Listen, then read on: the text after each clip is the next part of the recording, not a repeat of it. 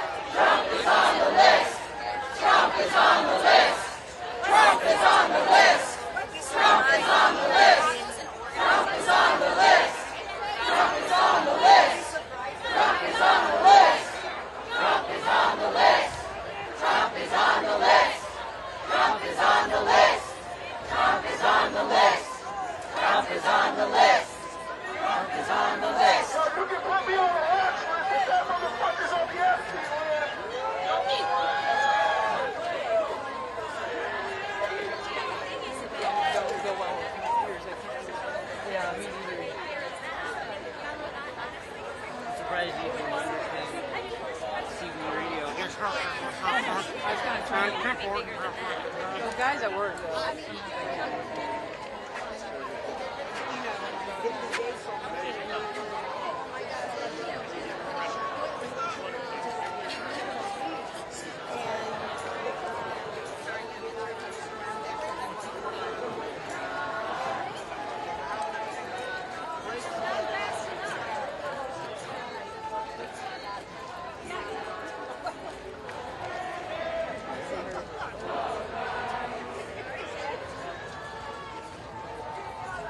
I hope they see me.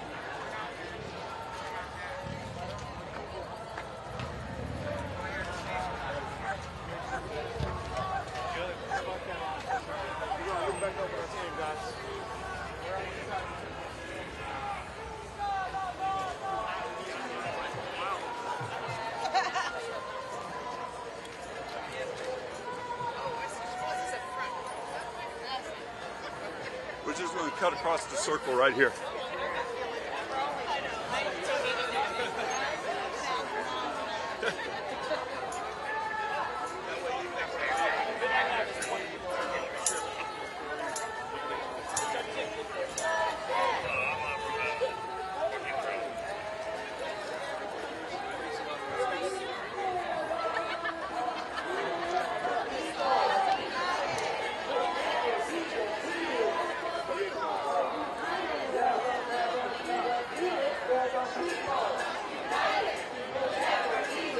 Let's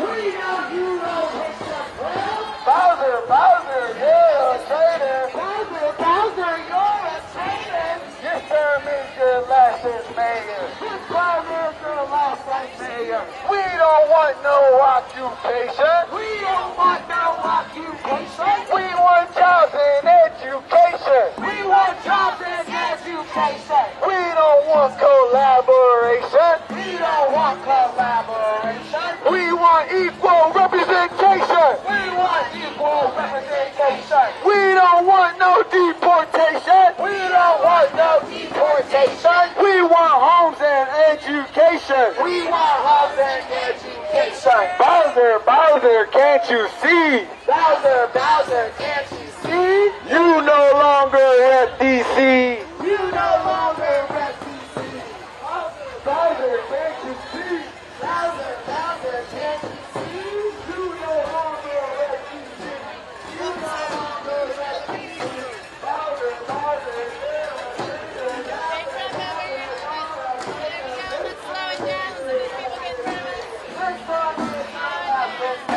Bowser, Bowser, you're a traitor. Bowser, Bowser, you're a traitor. This time is your last mayor. Bowser, Bowser, can't you tell? Bowser, Bowser, can't you tell? We know you don't wish us well. We know you don't wish us well. Bowser, Bowser, can't you see? Bowser, Bowser, can't you see? You no longer rep DC. You no longer rep DC. Bowser in Trump, sitting in a tree, attacking and terrorizing Kansas DC. Bowser in Trump, sitting in a tree, attacking and terrorizing Kansas DC. Bowser in Trump, sitting in a tree.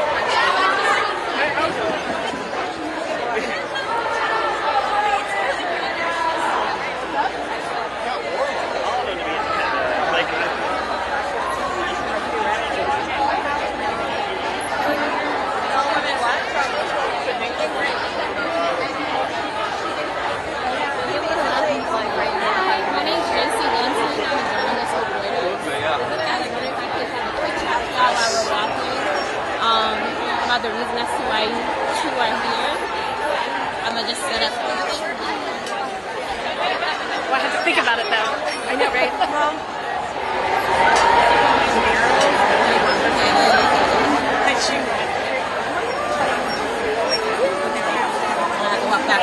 okay, sure. I know.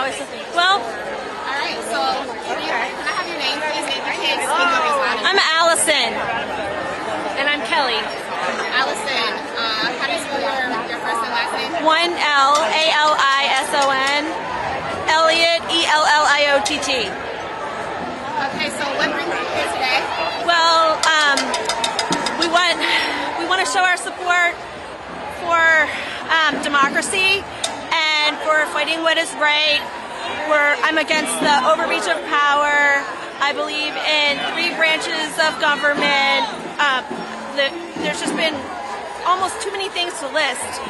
I feel like the racist undertones of America now are, coming out of the woodwork and out of the shadows, and Donald Trump is allowing people to feel like they can just be overly racist. I feel like ICE is such a horrible, the way things are being handled is just so horrible.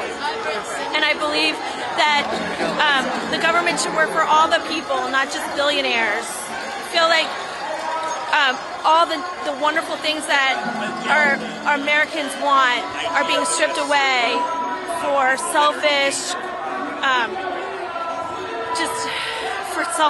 rich people. I don't know. That didn't really sound that great. But Where are you from? Are you from the area? yeah, we're from Severna Park. Okay, nice. Yeah. Oh, so you're just an area? Or? No, we're from Maryland. Yeah. And I don't think it sounded that great. But against it, you know what I mean? Yeah, so. When you think about, so what makes you support No Kings in particular? I'm sorry. What makes you support No Kings in particular?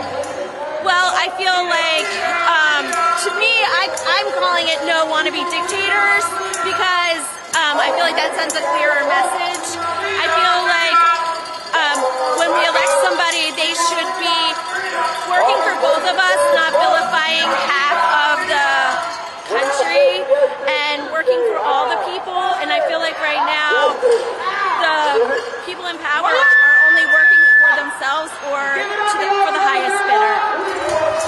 That's good. Thank you very much.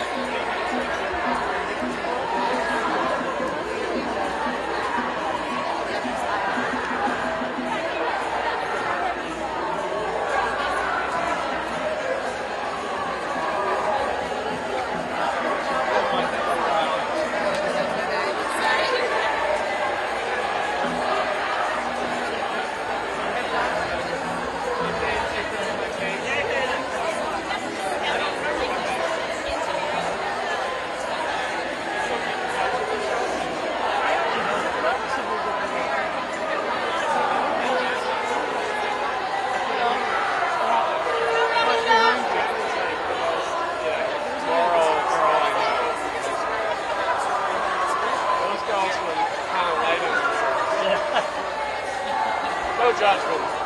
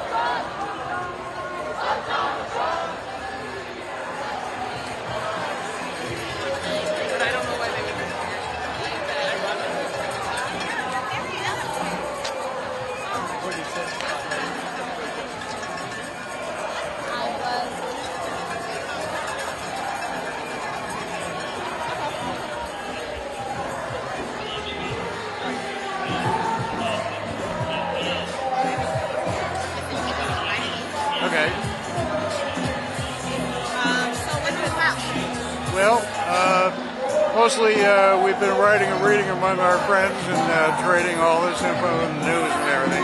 We decided this was the best opportunity we had to get out and contribute to a protest, saying this is all wrong. What's going on here? If you were to do a little research on the history of Germany in the 1930s, you would see so many parallels that would scare the hell out of you. There's the whole macho man ethos that the administration is selling, these mass grabs of families and breaking them up and shipping them out of the country or sending them to these camps. There are just too many parallels popping up. I think someone who knows history is whispering in Donald Trump's ear, do this and do that, do this next. My name is Bob, B-O-B. No, I'd rather not. Well, I'm a Maryland native. Okay. Have a good one.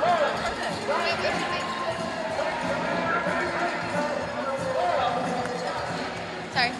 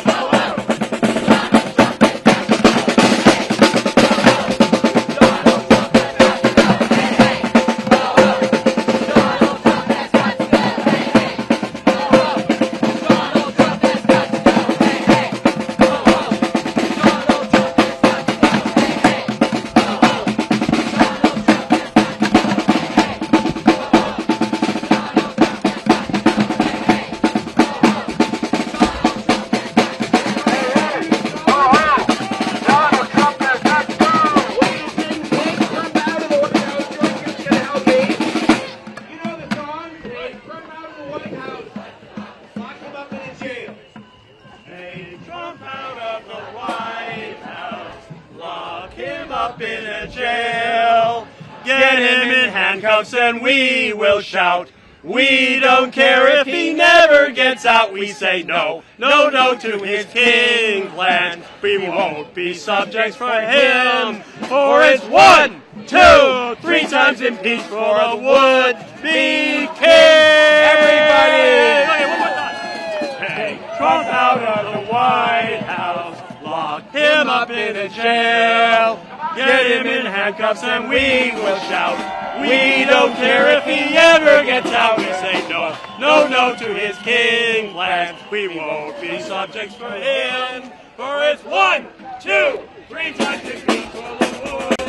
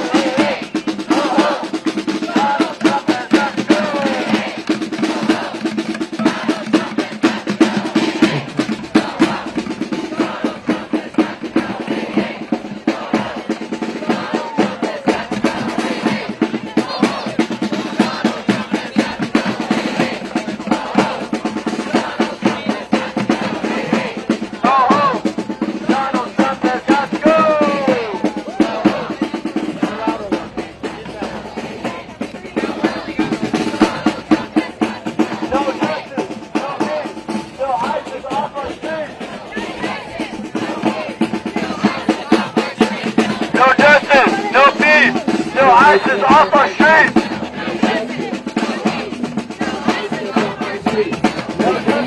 No peace! No ISIS off our streets!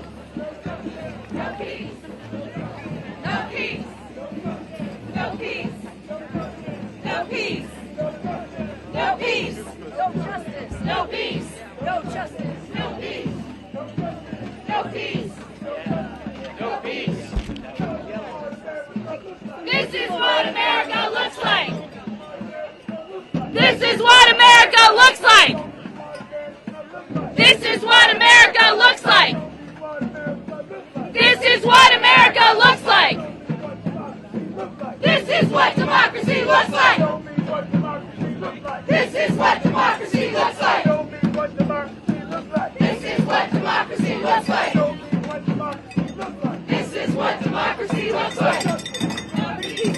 No justice. No peace. No justice. No peace. No justice. No peace. No justice. No peace. No justice. No peace. No justice. No peace. No justice. No peace. No justice. No peace. No justice. No peace. No justice.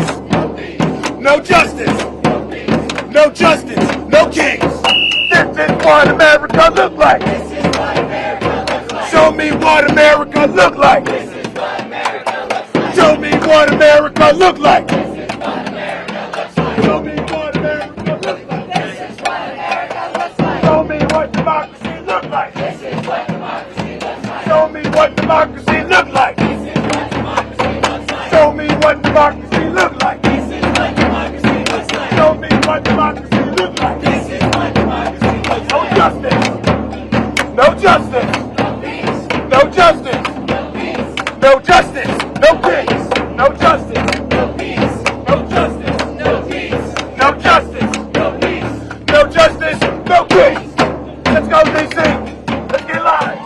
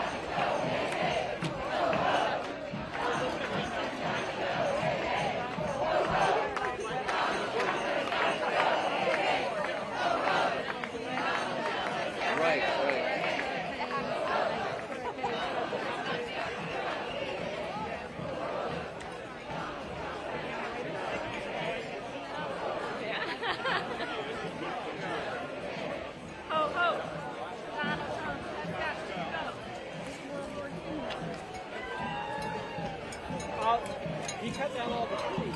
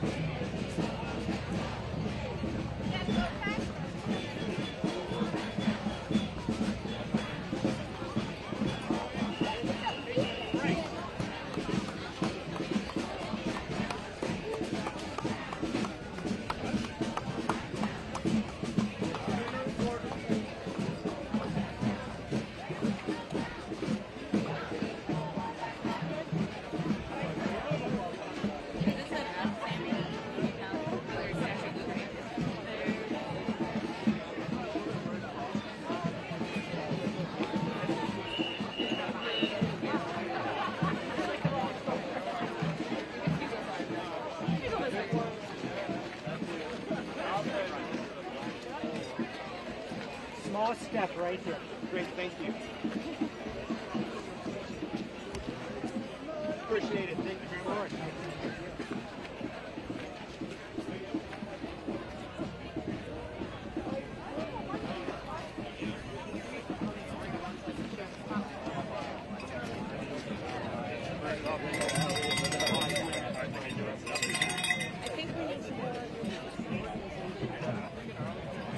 We're getting a little loose. We're playing a little loose right now.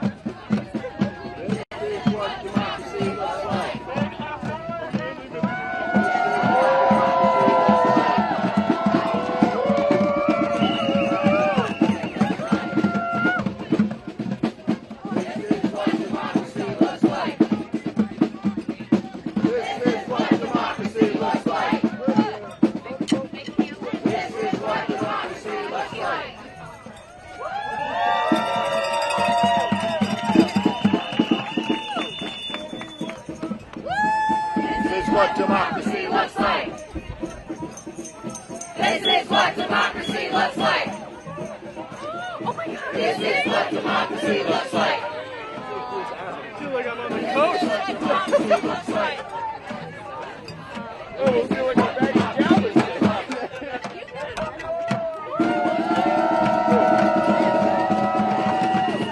We've been to Galveston. Yeah!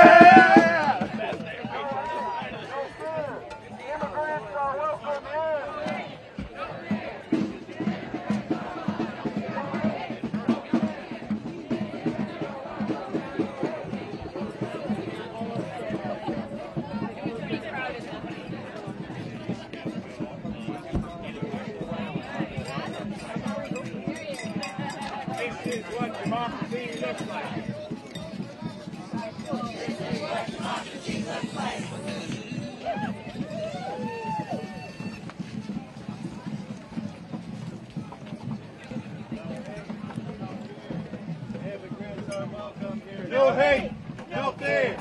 Immigrants are welcome here, no hate, no fear. Immigrants are welcome here, no hate, no fear. Immigrants are welcome here, no hate.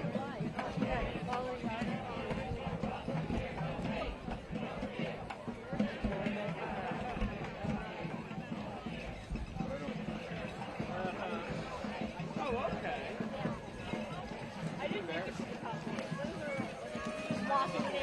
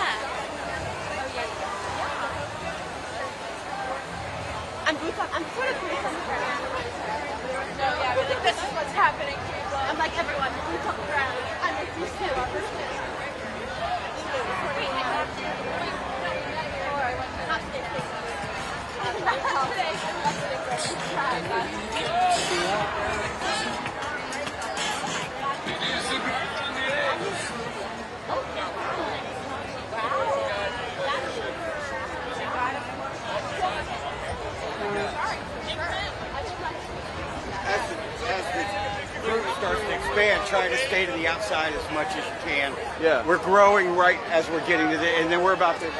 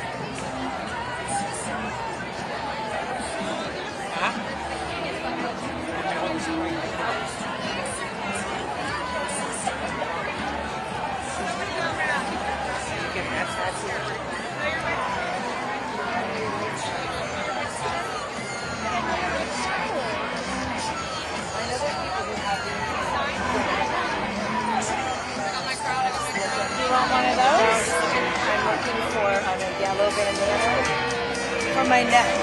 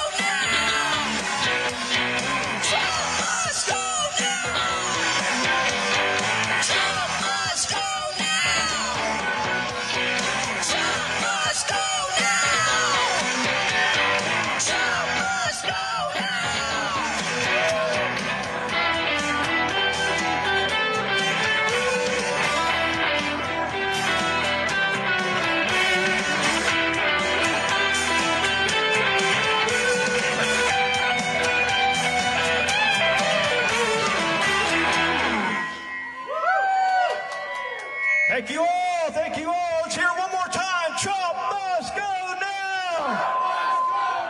Trump must go now. Trump must go now. Trump must go now. Trump must go now. Trump must go now. Trump must go now. That's right, folks. We are the power. We here in D.C. All right? All right. All right, we're going to play a song for you. It's called DC Stands, because that's exactly what we're doing. We are standing up for our rights. We are standing up against fascism. And God damn it, we are going to beat this shit. All right?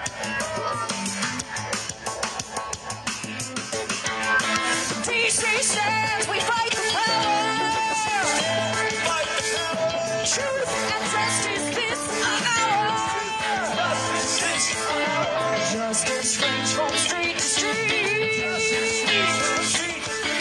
With every step we won't retreat. Every step we won't retreat. Hey, ho, ho. Hey, hey, ho, ho.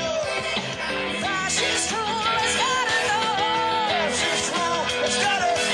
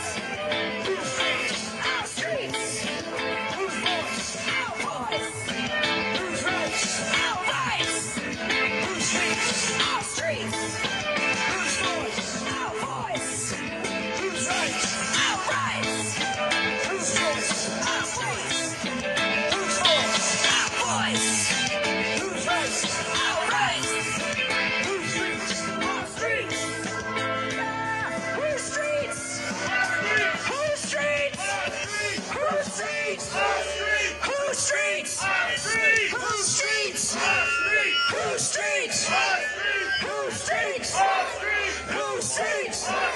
Whose streets? Whose streets? Whose streets? Whose streets? Whose streets? All right, DC! Let's give it up! Come on! Yeah! We are Waking Stone. We're here with Refuse Fascism. If you got a minute, you want to stop by, check out our table here because we've got a lot of really great stuff planned here for you. Sustained mass mobilization, protest here in our nation's capital, the seat of power. It's got to be sustained. We can't just have a one-off. It's got to be every day when we can here at our nation's capital in D.C.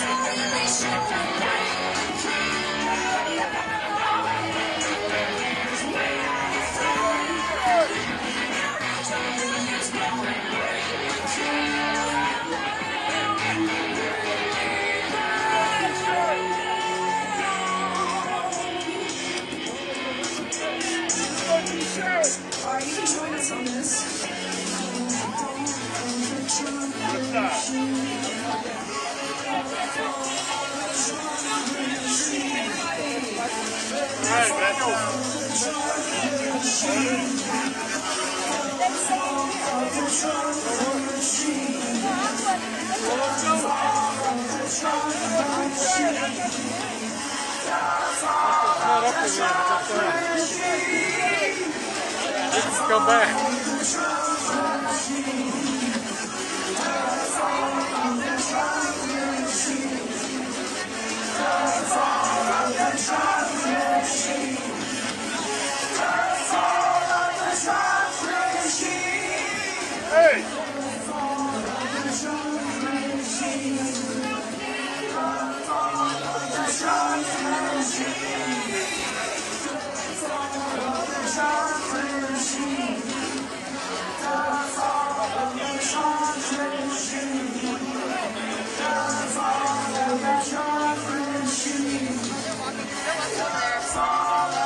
Walking over there.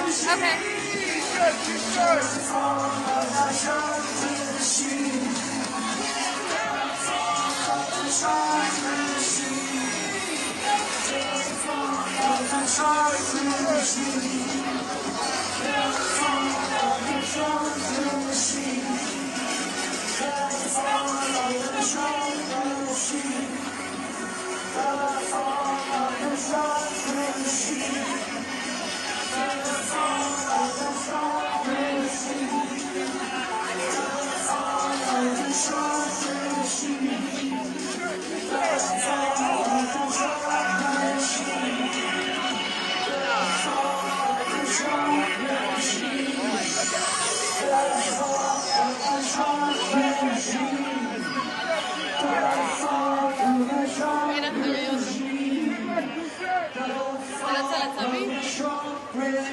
regime. The fall of the Trump regime. The fall of the Trump regime. The fall of the Trump regime. The fall of the Trump regime. The fall of the Trump regime. The fall of the Trump regime. The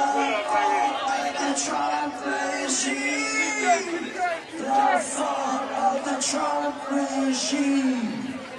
The fall of the Trump regime.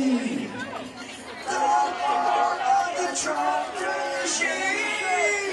The fall of the Trump regime. The fall of the Trump regime. No kings, sir, no kings. Okay. Souvenir, no kings, no kings. Souvenir, no kings. No kings, no kings.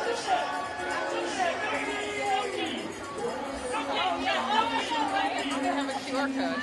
So. I was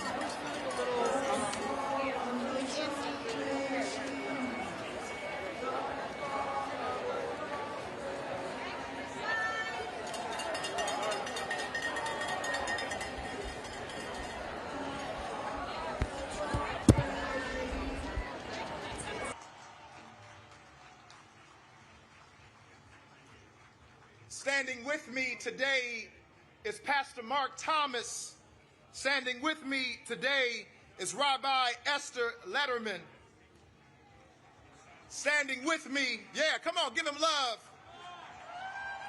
Standing with me today is Pastor Christopher Zacharias and Reverend Anthony Moore and Reverend Gail Fisher Stewart and Minister Stephanie Thomas Gordon and Brother Sim Singh Atariwa, and Reverend Terrence McKinley and Sister Nada Zaldi.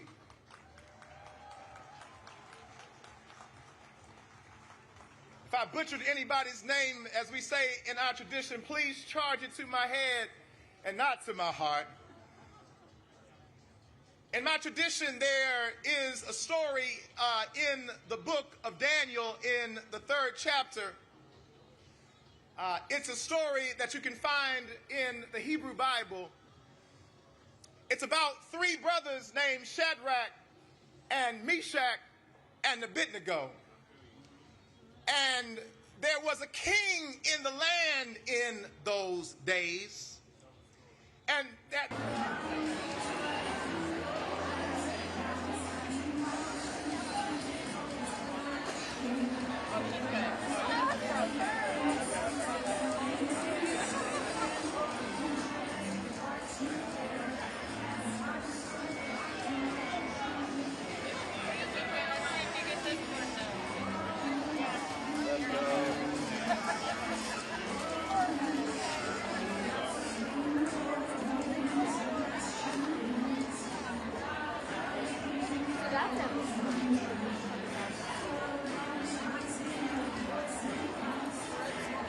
Dead by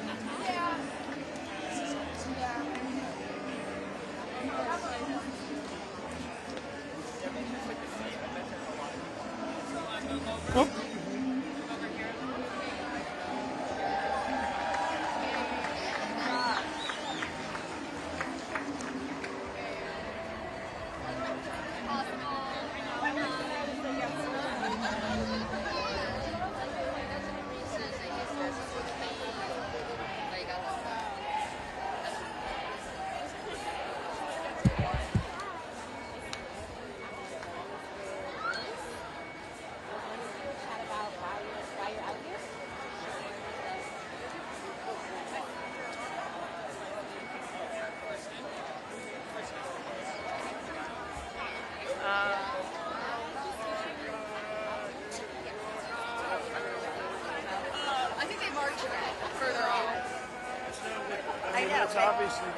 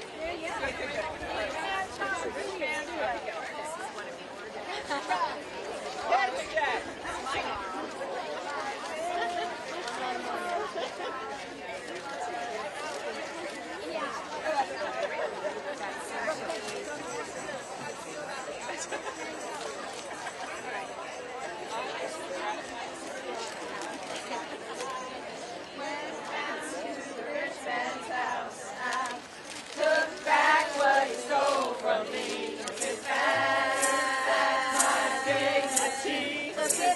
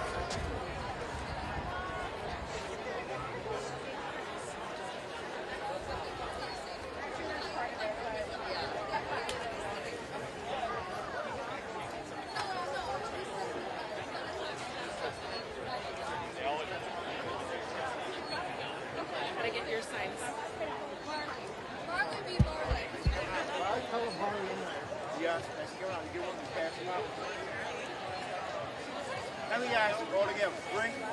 Face coming off the mark, facing off the mark. Everybody begin.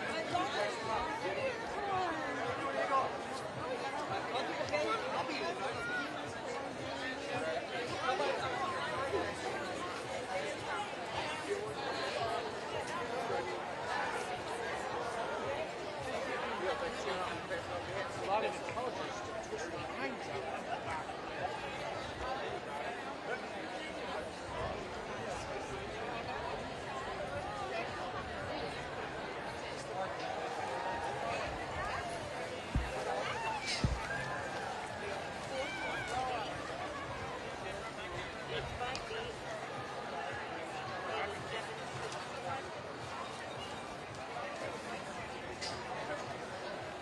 Lovely.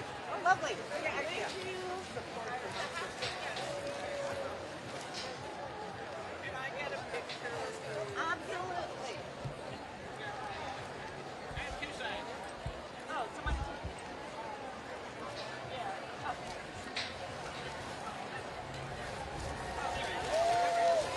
Oh, my hands aren't even in there. You know, put them around. Oh, we got it. One more. I got you. Have a good one. Thank you.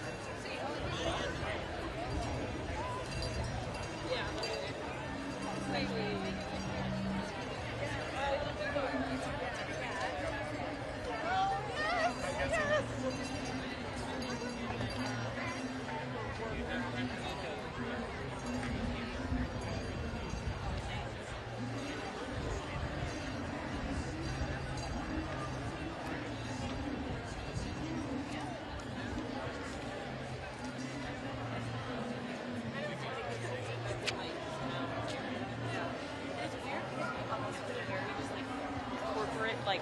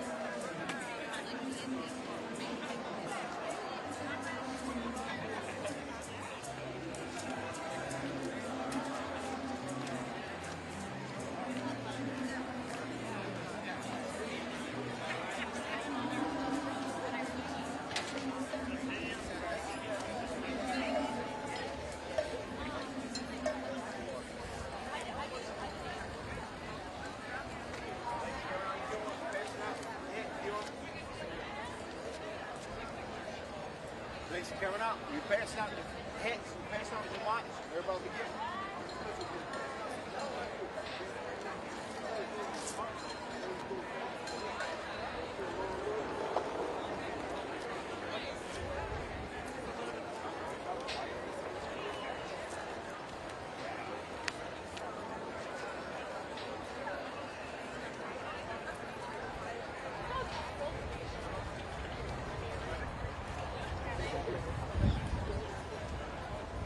Travelers little 20 feet.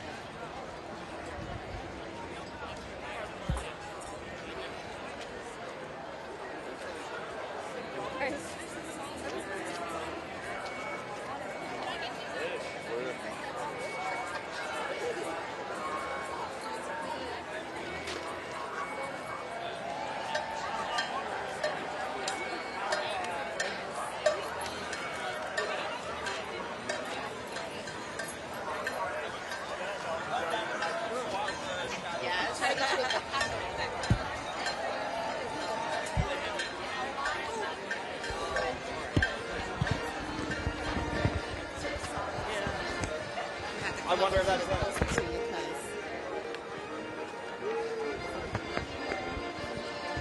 Okay, you can just look right at me.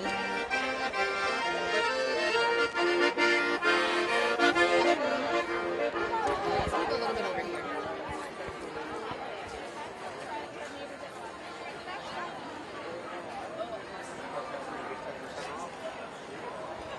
Okay. Can you give me your name and how you spell it? My name is Jeremy, Jeremy. Let me bring you up a little bit. So you say your name is Jeremy, last name? Jeremy Fazy, How do you spell that? Fesi. And why are you here? I'm here exercising my constitutional right to protest, protesting the manifold, extra-legal, and unconstitutional acts that the administration is doing and Congress is allowing. Thank you very much.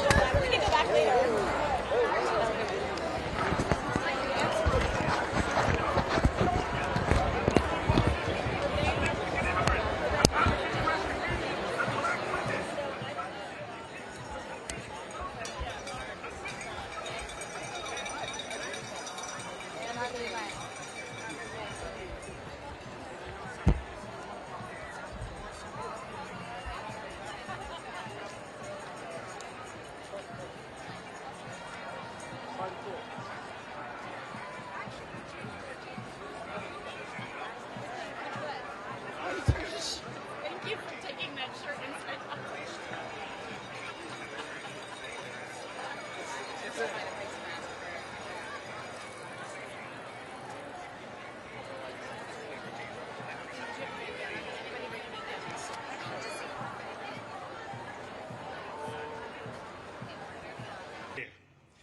And we immigrants, we love this country often more than the people who are born here because we chose to move here, live here, swear an oath to the Constitution here, an oath that the guy down the street violates every morning and every night. The great irony is, of course, that Donald Trump is the son of an immigrant, the grandson of an immigrant, and married to an immigrant. In fact, 2 of his 3 wives were immigrants, proving yet again that immigrants will do the jobs that even Americans are not willing to do.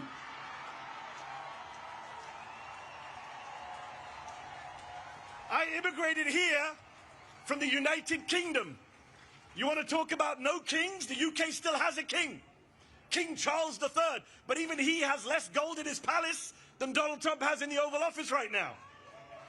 Even King Charles has more respect for democratic norms and traditions than the whiny authoritarian man-child trying to send troops into as many blue cities as he can. This is a president who says he wants to be a dictator, but only for a day. Well, we are now 271 days into his wannabe dictatorship. He just went to see the Egyptian president Sisi, who is a military dictator, runs one of the most repressive regimes on earth. And he went there and he said, I want to praise your fantastic leadership and your low crime rates.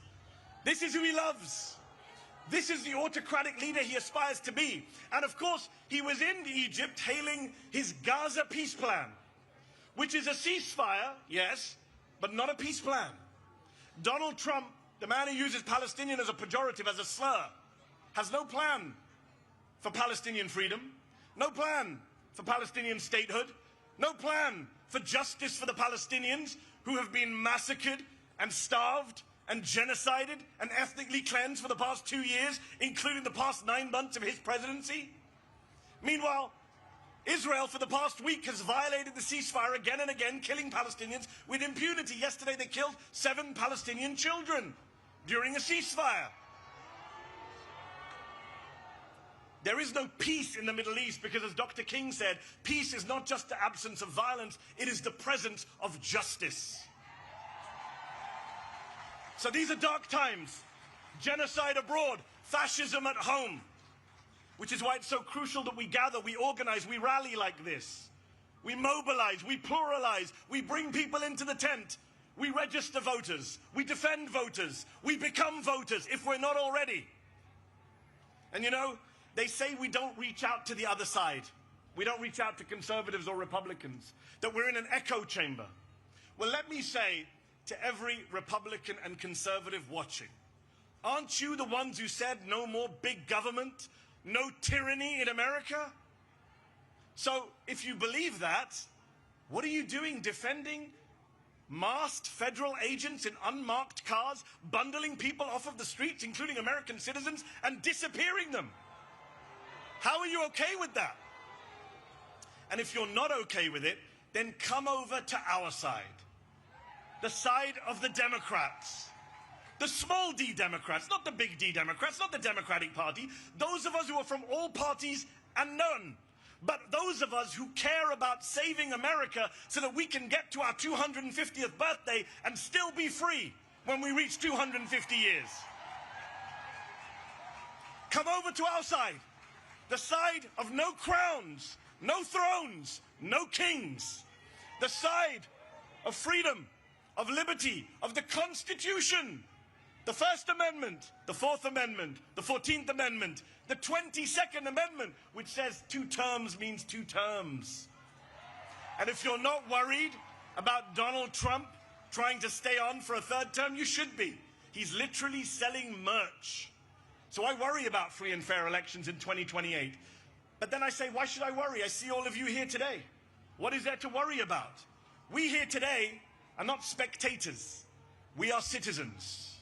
We are not bystanders, we are proud and patriotic Americans. And we Americans, we the people, will not allow our country to be taken over by demagogues and dictators. We will not stand for it.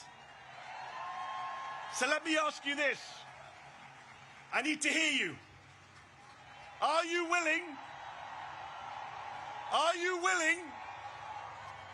Answer this. Are you willing to sit back and let Trump shred our freedoms? I can't hear you, DC. They need to hear you in the White House. Are you willing to let Trump shred our freedoms? Are you willing to sit back and bend the knee to fascists and white supremacists? Are you willing to be the Americans on whose watch democracy died? Good, because people power is our last line of defense. Remember this, Donald Trump has never, ever, not in 3 elections, won a majority of the vote. Never. And I'll say this to you. I'll say this to you. Here's the math that they are scared of. There are more of us than there are of them. We are the majority. Say it with me.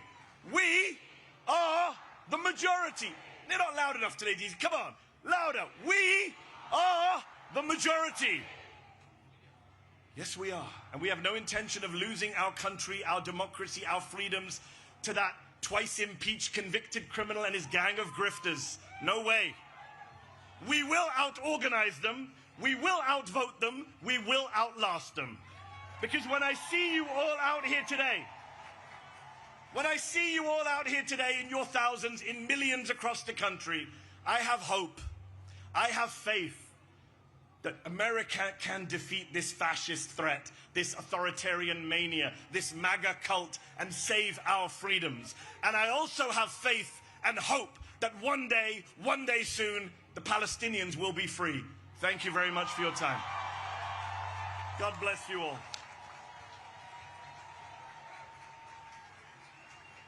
Ladies and gentlemen, let's give a warm Washington, D.C. welcome to Deirdre Schiefling, Chief Political and Advocacy Officer of the American Civil Liberties Union, who leads the ACLU's policy, campaigns, and organizing work to fight for civil rights and liberties nationwide. And Sarah Parker, Executive Director of Voices of Florida. Hello, everyone. Hello, DC. Woo! You look so beautiful. I wish you could see yourselves from here. You look amazing. You look powerful. I'm Deirdre Schiefling. I'm the Chief Political and Advocacy Officer for the ACLU, the American Civil Liberties Union, and a proud Washingtonian. I'm so thrilled to be here with you, my community, today, doing the most patriotic and American thing that we can do, peacefully, lawfully protesting the Trump administration's abuses of power and exercising our First Amendment rights. After all, our country has a 250-year-old history of disagreeing in public, and we are not about to stop now. For more than 100 years, the ACLU has defended our country's freedom, especially the First Amendment freedom of speech. It's not just our opinion that everyone is entitled to their beliefs without fear of punishment. It's in our country's Constitution. It's the cornerstone of our democracy. Our basic American freedoms are not something that any president can take away from us. So why is Trump trying? What is he so afraid of? This moment is so much bigger than a political disagreement. It's about standing up for our rights and the future of democracy. The democracy we want is a country of freedom, a country of equals, a country of due process and laws that apply to everyone.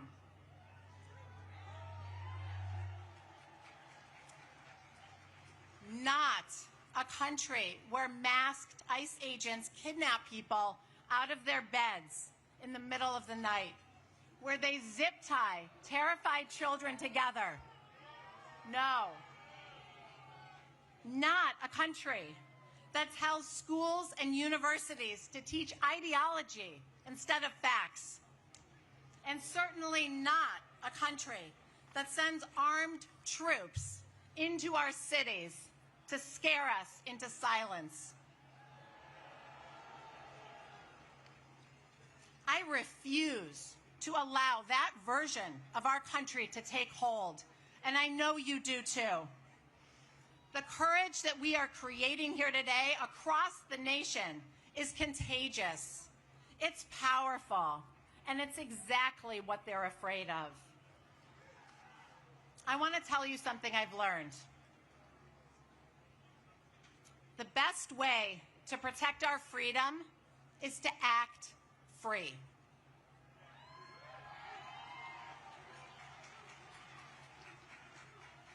I was in my hometown of Buffalo, New York, a couple months ago, and I saw a new billboard up from the Buffalo Public Library. It said, "Free people read freely." Free people read freely. 4 words.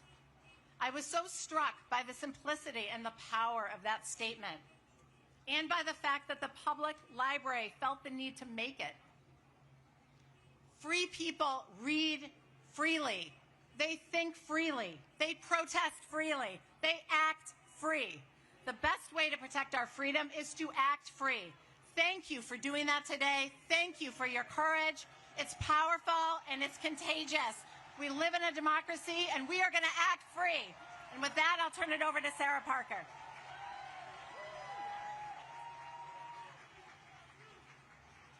My name is Sarah Parker, and I'm the Executive Director of Voices of Florida and a National Coordinator with 5051. But most importantly, I am a Southern Black woman, a proud Floridian, and a mother. I was taught to speak up for what's right and to stand against injustice, to place my little hand over my heart and to believe liberty and justice for all meant something real.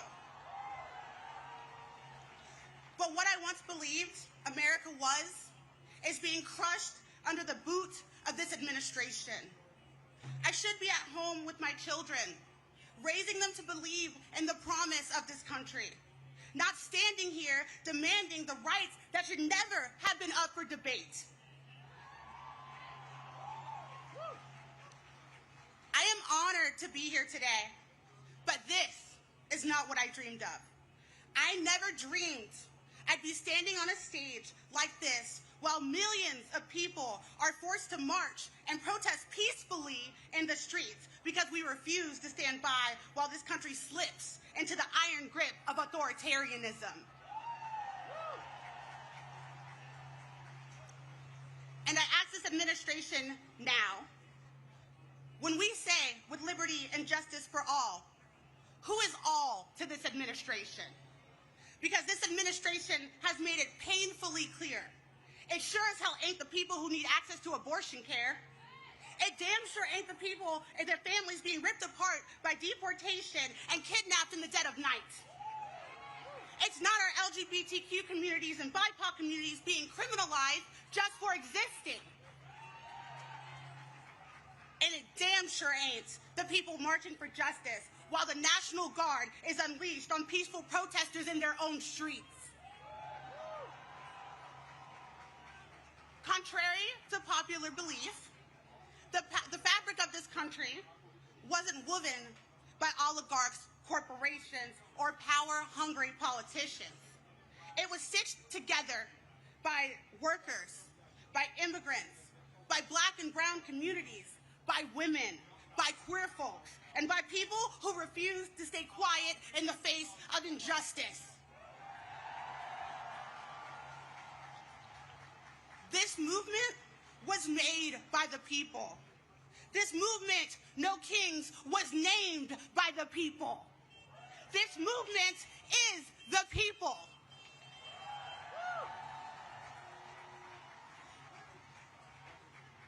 And newsflash to this administration and for the people who need it, this country was built on protests. And some of the most important changes in our history happened because everyday Americans just like us.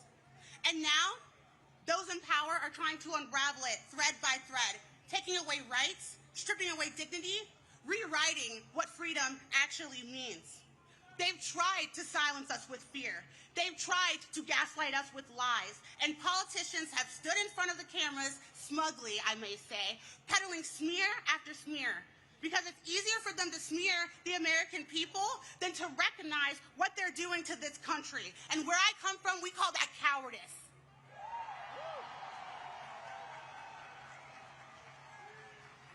We refuse. I refuse to let this become our reality. It is our duty. It is our right as Americans to dissent when democracy is under threat. Let me be clear. Democracy dies when we are silent. But democracy is reborn when we speak with courage. And authoritarianism cannot withstand truth. And it crumbles under the power of love and dissent. And as leaders before me have said, courage is not the absence of fear. It is the choice to act despite of it. And for what it's worth, I am proud of each and every courageous leader that is taking the streets today. We are peaceful because we know that's how real change is created. We are fighting because we love our communities and we love our country.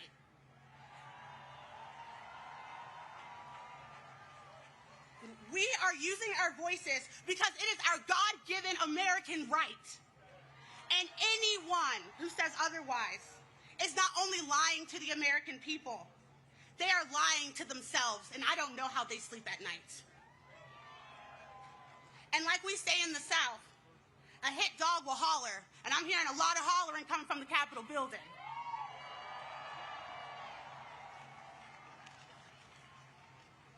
The American people are pissed. And I would like to say before I go, I want to thank every last one of you. I want to thank all the organizers with 5051. I want to thank Political Revolution, who's a national partner. But I want to thank our children. I want to thank our teachers. I want to thank your hearts for doing this and being out here in the street when they tried to make you afraid.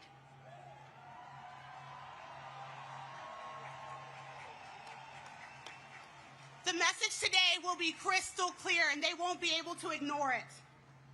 There will be no kings in America. Not today, not tomorrow, not ever. Thank you.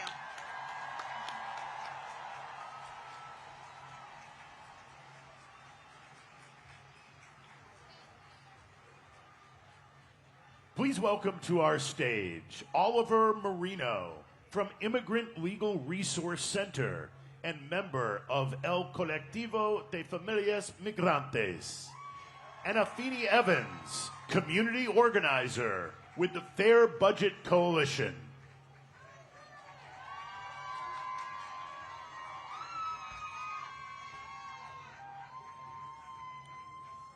Thank you. Good morning.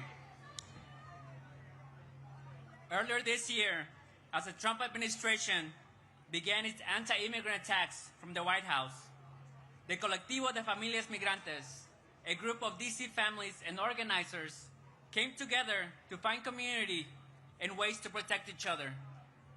We knew what was coming and why we needed to fight back, organize, and take care of each other.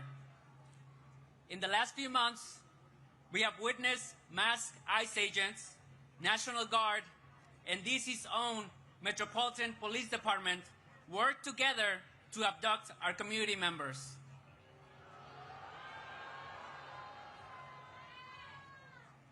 People have been detained while going to work, at local parks, in front of schools. Hundreds of people have been separated from their families, their loved ones, and our community. This is still happening. Just a few blocks from here, people have been racially profiled, handcuffed, and put in vehicles and taken. Sometimes they're transferred to detention centers hundreds of miles away in states like Louisiana, Alabama, and Georgia, away from family and away from legal counsel. And to be clear, here in DC, the anti-immigrant attacks have come not only from the White House, but also from our own mayor, Mayor Bowser. Mayor Bowser tried to repeal DC's Sanctuary Values Act, a local law that limits collaboration between MPD, the local police, and ICE. But while politicians have failed us, it's been DC residents that have stepped up. We have seen our people go out and film ISIS abuses in the streets, share Know Your Rights information, provide mutual support to families of people detained, and organize to protect their immigrant neighbors. This is the moment to show solidarity, to reject attempts to dehumanize and criminalize our immigrant community, to hold our elected officials accountable, and to force them to stand up to an authoritarian administration that does not care about due process and people's constitutional rights. In order for the Trump administration to carry out its plans, it needs compliance from the public and from local governments. We must not comply. We need to do all that's in our power to protect immigrant families and our neighbors. We need us. We need you. We need each other to protect families, not feds. Thank you.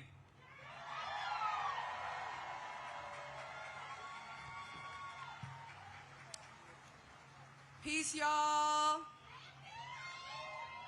My name is Afeni, and I'm a community organizer with the Fair Budget Coalition here in D.C. And this is my appeal. In 1792, when the French monarchy was abolished, the people established a new republic. When that one didn't quite work out, it was a military dictatorship, yikes. It was abolished in 1848, and a second republic was established. But that one didn't quite fit. So their third republic was erected in 1870. That republic didn't smell right, though. So they tried a fourth republic in 1946. And the republic that we are witnessing right now in France was established in 1958. My fellow Americans, I am here to tell you that the social contract in this country has been broken. Decades of movement work, progress, and struggle have been wiped out by Christian nationalists who seek dominion over every aspect of our lives. Long before ICE started terrorizing our streets, the police were gunning down black people in their homes, their cars, and in the streets in front of their communities. The construction of cop cities and the strengthening police state have threatened our urban centers for years. This current escalation in state violence is nothing more than an extension that the violence that marginalized communities have been bearing the brunt of. This republic was sold as our American dream. Home of the free, land of the brave. Yet, it has produced the outcome that we are currently experiencing. A system that edifies oligarchs and creates false monarchs. The society that we live in is what got us here. It is what brought us to this fever pitch. But we do not have to stay here. Now, more than ever, we need to reimagine a society that holds all of our humanity to the highest priority. We need a humane economy. We need well-funded public education. We need affordable housing and health care that does not bankrupt families that are just trying to get by. We need strategic youth investment in music, arts, and recreation. Our children need access to full, clean water and fresh food. In this moment, we need community. We need compassion. We need love and radical imagination. And most importantly, we need each other. Because the social contract has been broken, but we, the people, must revive it.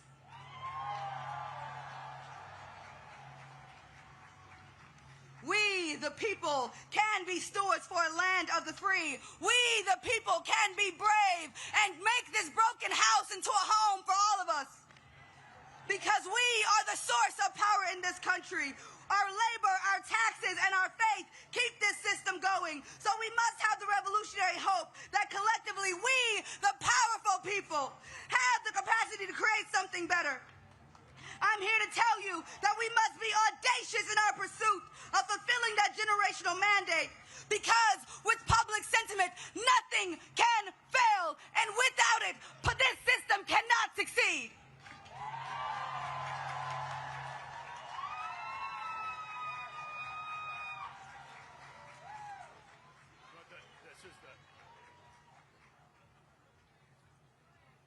And now, welcome to the Snow King stage, an American science educator, engineer, comedian, television presenter, inventor, keynote speaker, and author.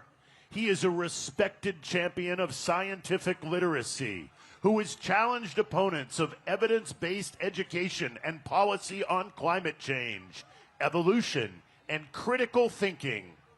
Please welcome Bill Nye, the science guy. Woo!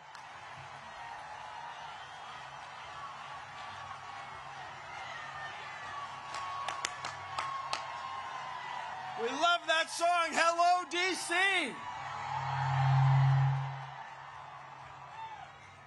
Fellow citizens, it is wonderful to see so many of us out here today.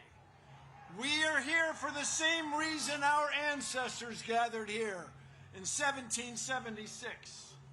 We want our government to run without a king. Our government is based on ideas embodied in a constitution. Among other remarkable features, it guarantees our freedom to speak, as we're doing here today. Rather than doing one monarch's bidding, we have agreed to form a democracy, to work together, and to follow the laws that derive from it. No thrones, no crowns, no kings.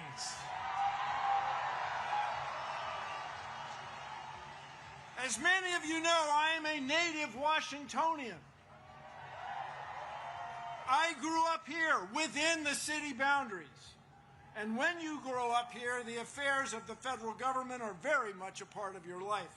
I remember well sitting on my father's shoulders and waving to astronauts as we, as a nation, celebrated their accomplishments back in 1964. In 1964, that was the first year my parents could vote for president as citizens of the District of Columbia. We still do not have voting representation in the district. Someday, perhaps. I remember well Martin Luther King's dream and Resurrection City, the plywood structures on the National Mall erected to house protesters who came to town demanding equal rights and opportunities, barely a month after Dr. King had been assassinated. I remember well the Vietnam War.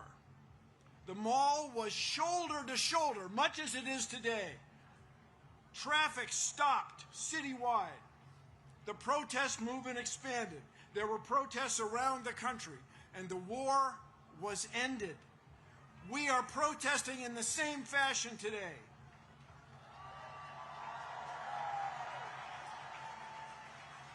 Only today, the stakes are higher.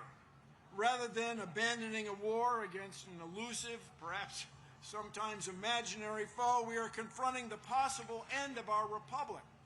We are here to tell our lawmakers that what's going on in our government is wrong. They must stop the abuses of this petulant president and his circle of sycophants. No thrones, no crowns, no kings.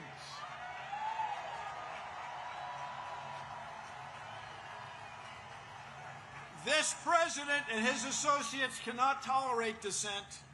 To them, our free speech is frightening. They are arresting people and denying due process in courts. They tried to silence television hosts.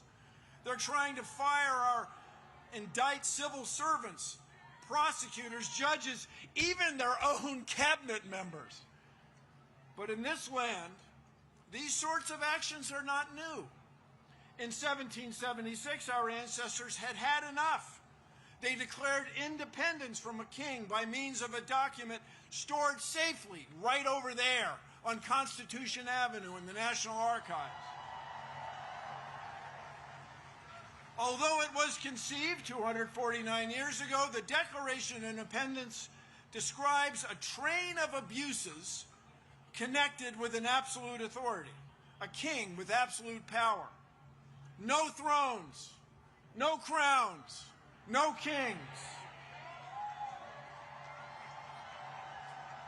Their king had refused to honor the law. Their king had refused to let lawmakers be elected. The king had made court judges dependent on his will. They cited the king sending, quote, swarms of officers to harass our people. Their language referred to, quote, cruelty and faithlessness scarcely paralleled in the most barbarous of ages. Their king was trying to, quote, render the military independent and superior to civil power. Our founders even censured King George for cutting off trade with all parts of the world. Do these actions sound familiar? 249 years later, no crowns, no thrones, no king. In short, the founders believed their king was, in their words, quote, totally unworthy to be the head of a civilized nation. No thrones, no crowns, no kings.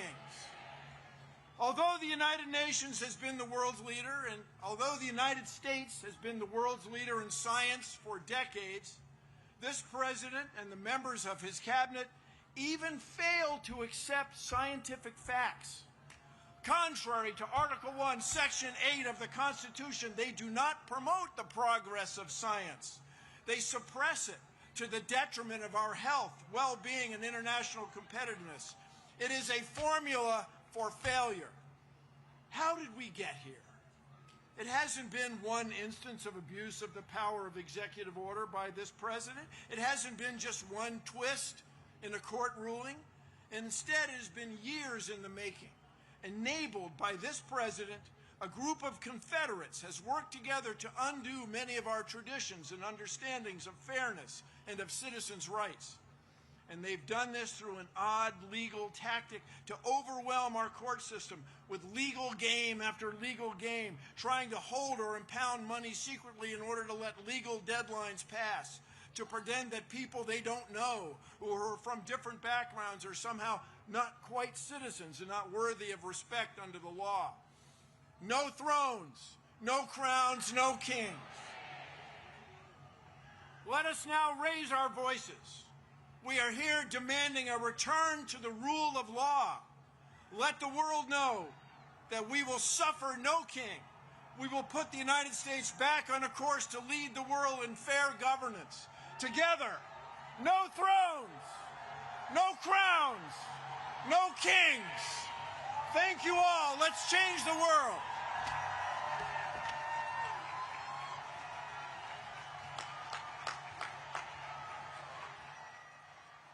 Ladies and gentlemen, now please welcome I-Jen Poo, a care advocate and organizer who serves as executive director of Caring Across Generations and president of the National Domestic Workers Alliance and Care in Action, and Randy Weingarten, president of the American Federation of Teachers.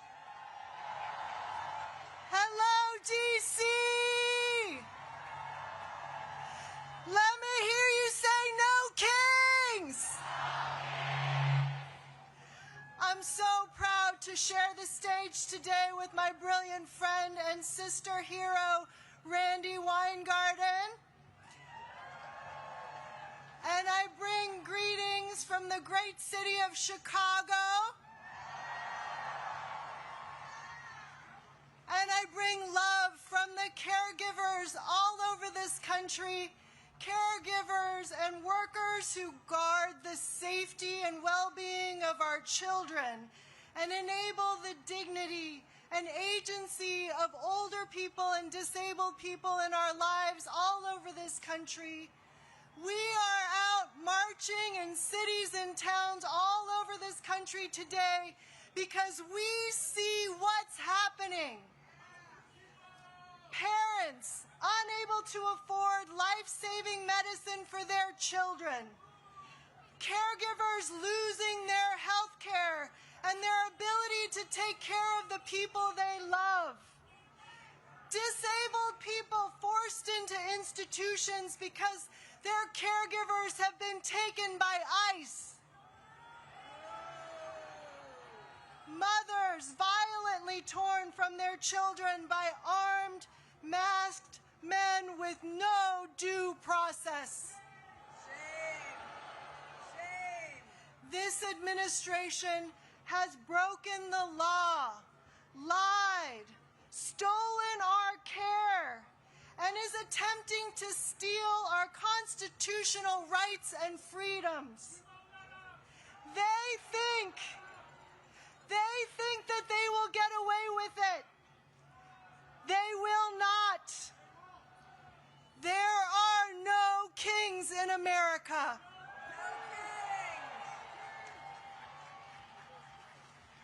And you know what else I see? I see parents, caregivers, and teachers working together to make sure that immigrant children can go to school safely. I see unions and families organizing together and winning. In states like Michigan, where 32,000 home care workers just won a union. And in New Mexico, where child care is now free for everyone who needs it.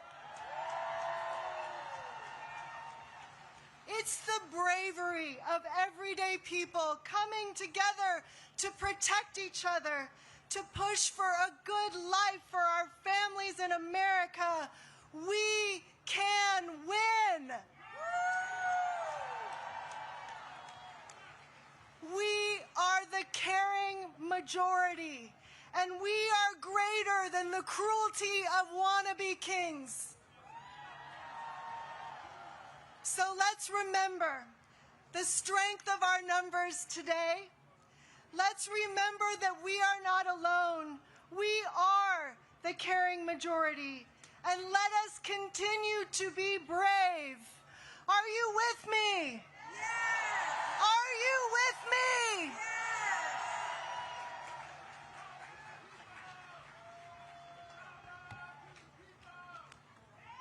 Thank you, Washington, D.C. From up here, you cannot see the perimeter. There are so many people who want to fight for our democracy and say no kings. And what I've just been told, that in New York City, there are more people in Times Square than there are on New Year's Eve. I want to thank my colleague and friend and sister, Ajen, for all of her advocacy. And she knows, like I know, you cannot do any of the things that Ajen talked about if we do not have a democracy. And today, we are saying we are fighting for our democracy. We in the labor movement are fighting for a democracy and a voice in it so we can secure a better life for all working people. All of God's children. Better wages, affordable health care and child care, good schools for children, and a secure retirement. Tell me, what is radical about all of that? But today, I speak not only as the leader, proud leader of a 1.8 million member union of people who make a difference in the lives of others, but I speak as a teacher, a high school social studies teacher. Yes, let's hear it for the teachers of America. A teacher who taught students about the Constitution and its underlying principle, we the people. We the people are a country that is governed by the rule of law, not the rule of one man. We are governed by fairness, not fear or favor. Now this idea, as you've heard before, see, you can go and say, if you're kids right now, this is your homework for the weekend, okay? This idea has been a constant for 249 years, since the Declaration of Independence, and the notion made famous by the Gettysburg Address of a government by, for, and of the people. Say it again, by, for, and of the people. Now, we know the founders were not perfect, but they had one abiding principle, and that is and was that we as a nation should never, ever again be ruled by a tyrant or a king. That was as true today as it was back then. And that is why millions of people today from all walks of life are turning out at these thousands of events. Republicans, Democrats, independents, black, brown, white, this 68-year-old Jewish baby boomer, Muslim small business owners, Christian Gen Zers. This is, as iGen said, we are the majority of America. And what do we want? What do we want? We want the promise of America for everyone. We want a voice in our future. We are standing up in peaceful, patriotic protest, just like our founders called out. No thrones, no crowns, no kings. We are standing up because we don't want our streets militarized. We don't want our neighbors disappeared by masked Asians. We don't want our colleges forced to sign loyalty oaths. We don't want, what? We don't want public officials arrested on trumped-up political charges.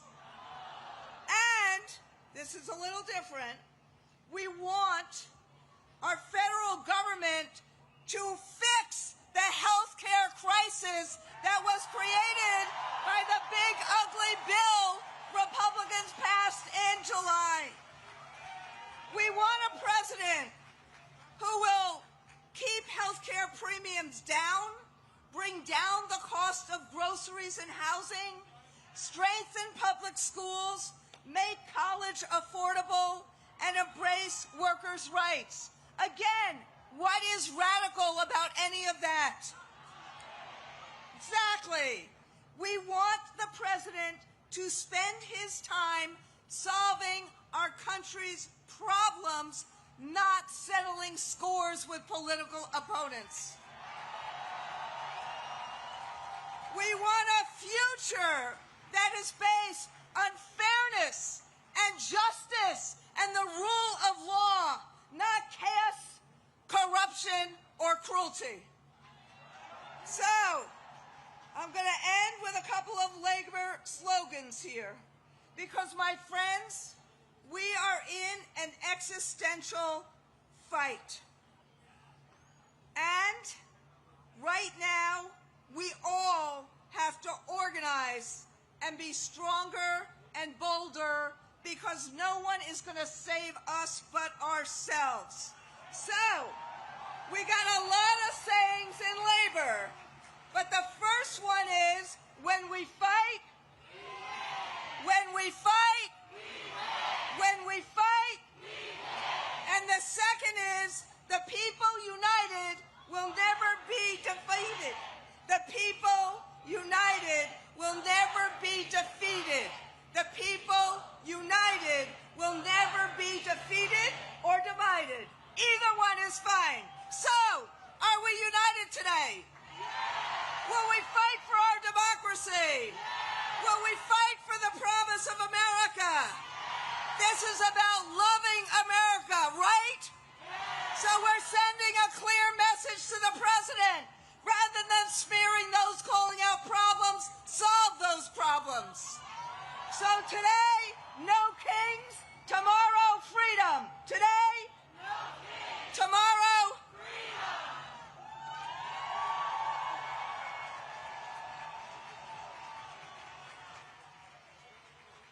Now please welcome the co-founder of the Black Votes Matter Fund and one of the leading voices on voting rights, Cliff Albright.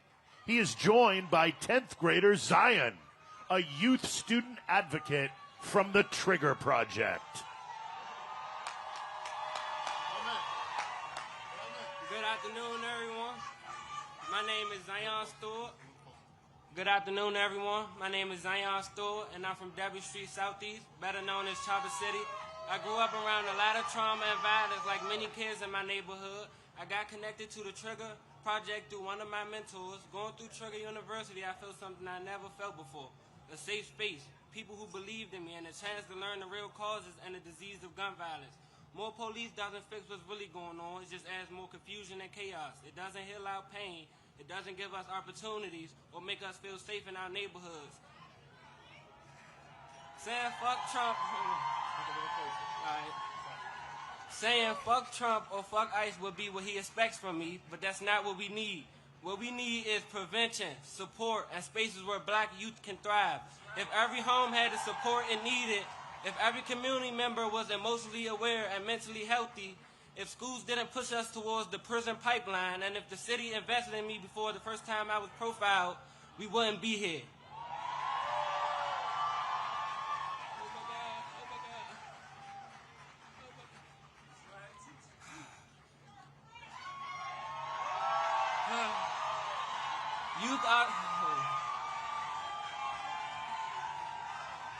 Youth are the solution, not the problem. We deserve to be understood, not blamed or preyed upon.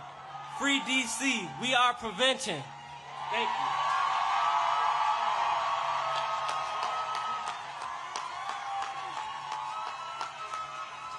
you. Y'all give it up again for Zion.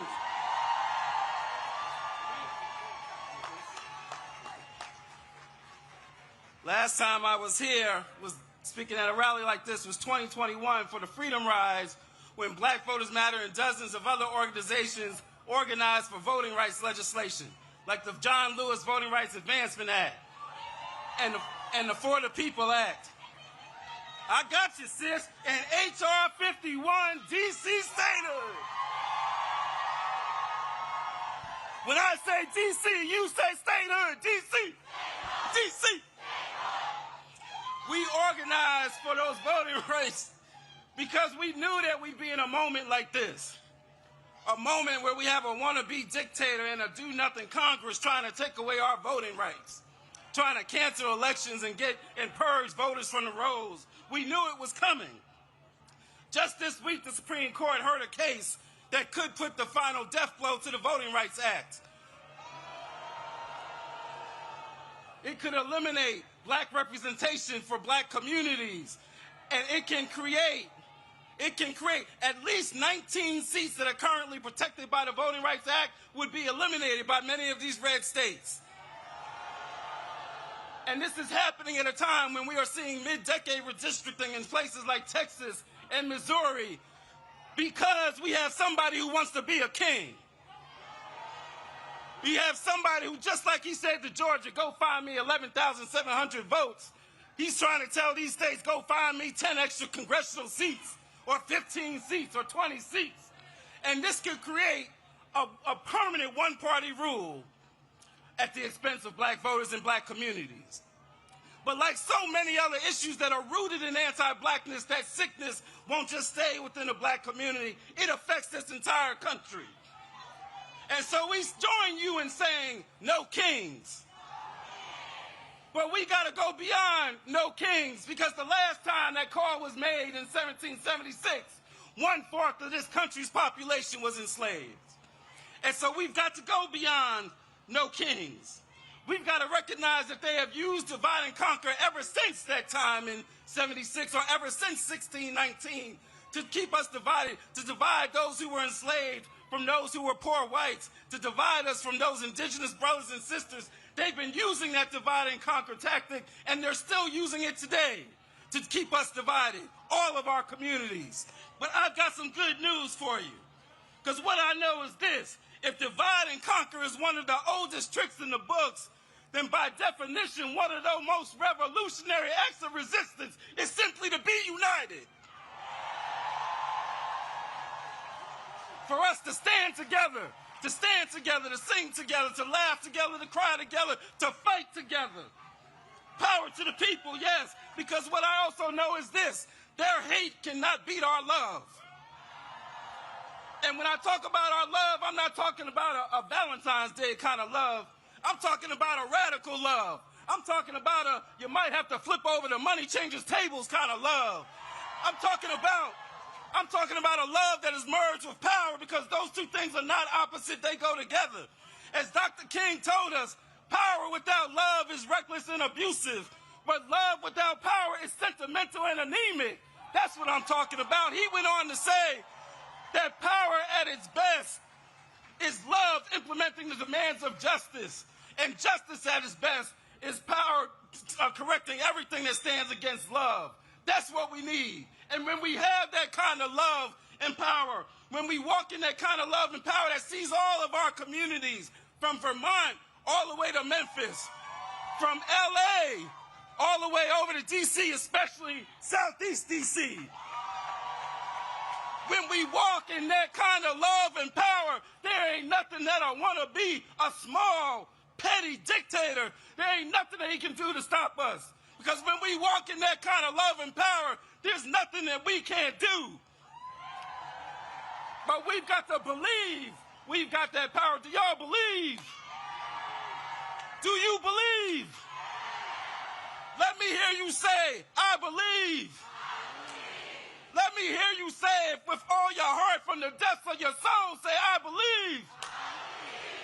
Let me see you put a fist up and say it so loud that the wannabe small man in the White House can hear you say, I believe. And when we believe, then we will truly build the society that we want. And that society will have no kings. Thank y'all.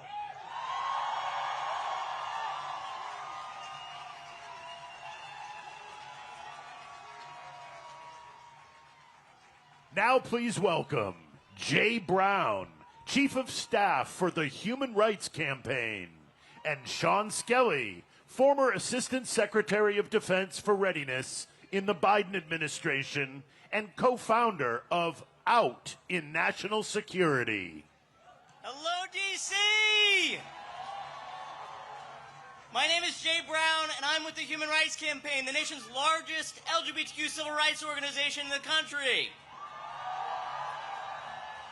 And I'm here today as a proud transgender American. I'm here to say this is my country, too. You know, like so many of you, I came here today with my family and friends. My twin sister is somewhere out there in that crowd of people. And growing up, she fit the mold of what people expected. You could say I broke the mold, but our parents loved us just the same. You know, we didn't know anybody transgender. We didn't even know the word. But they gave us the love and the support that we needed to thrive, and now I'm a dad with an amazing family of my own. And I gotta tell you, that's what freedom looks like. The freedom to live and to be and to raise our families as we see fit. But this president, he has a darker vision for America. One where our families are told how to parent their children, where our doctors are forced to forego their oaths to do no harm, where the government is ripping families apart and hurting our people. They're cutting billions of dollars from HIV prevention and treatment. They're banning our books. They're firing teachers who use a student's nickname. And they're firing gay workers who put a pride flag on their desk. But we're all here because we believe in a better America. We believe in a country where kids can get a quality education free from bullying, where love is love, where freedom is afforded to all and not reserved for the wealthy few. That is America at its greatest. That is our America. And on behalf of HRC's 3.6 million members and supporters, I'm here to say that America does not and will not ever have a king. The truth is, no one rally is going to save us. No court ruling, no single election will save us. We have to save ourselves. We have to build workplaces that are safe, classrooms that are welcoming, communities where we see each other not as our enemies, but as our neighbors. And we must always resist the temptation to believe only in the worst of this country. That's what he wants. He wants us to be defeated. Are we going to be defeated? No. He wants us to be silent. Are we going to be silenced? He wants us to be scared. Are we scared? You know, we have the power to build a better tomorrow. LGBTQ plus people, we live in every zip code and are from every background. We were born here and we immigrated here. We come from red families and from blue families. And we are here to say that this is our America too. No one knows that better. No one knows that better than my friend and a tireless public servant who's on stage with me today. A true patriot who knows the cost of freedom. I'm proud to pass the mic to former Assistant Secretary of Defense for Readiness and our HRC board member, Sean Skelly.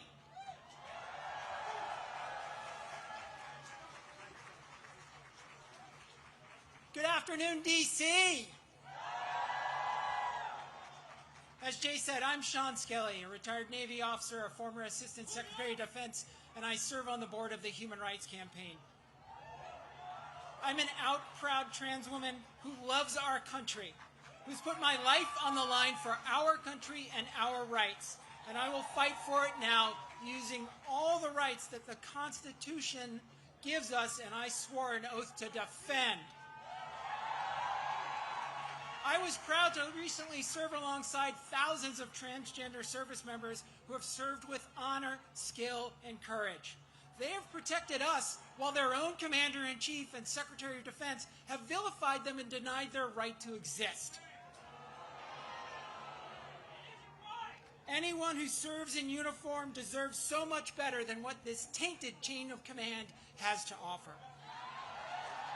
This administration targets these brave Americans because of its wanton campaign to drive me and all of my transgender brothers and sisters out of our country, out of our society, out of the protection of our laws, and into some dark, dangerous corner that they are inventing. This wannabe autocrat can't allow transgender Americans to serve honorably and successfully in our military, which is the highest regarded institution in America, when they have chosen all transgender Americans, already some of the most at-risk and vulnerable people in this country, to be their autocratic other, the people to be feared, scorned, and blamed because of their shameless lies, hateful lies that they tell about the danger that trans people supposedly bring to our society, and somehow upset the utopia that the dear leader promised us is around every corner. The American people respect those who put on their uniform, who protect them, and serve at the risk of their lives for people we don't even know.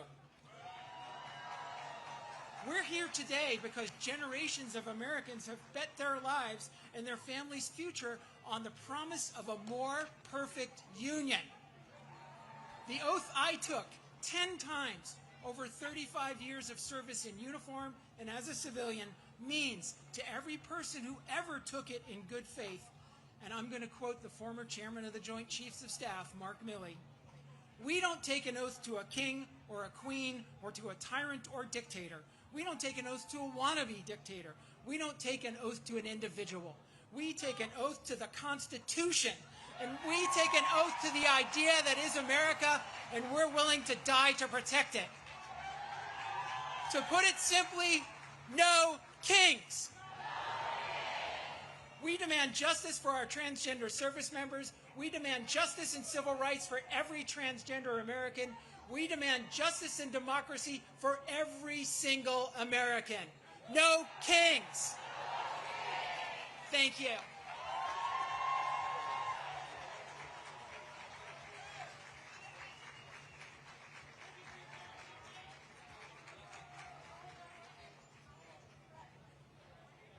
And now, please welcome to the stage, Nene Taylor, Executive Director of Harriet's Wildest Dream, and Kea Chatterjee, Executive Director of Free DC.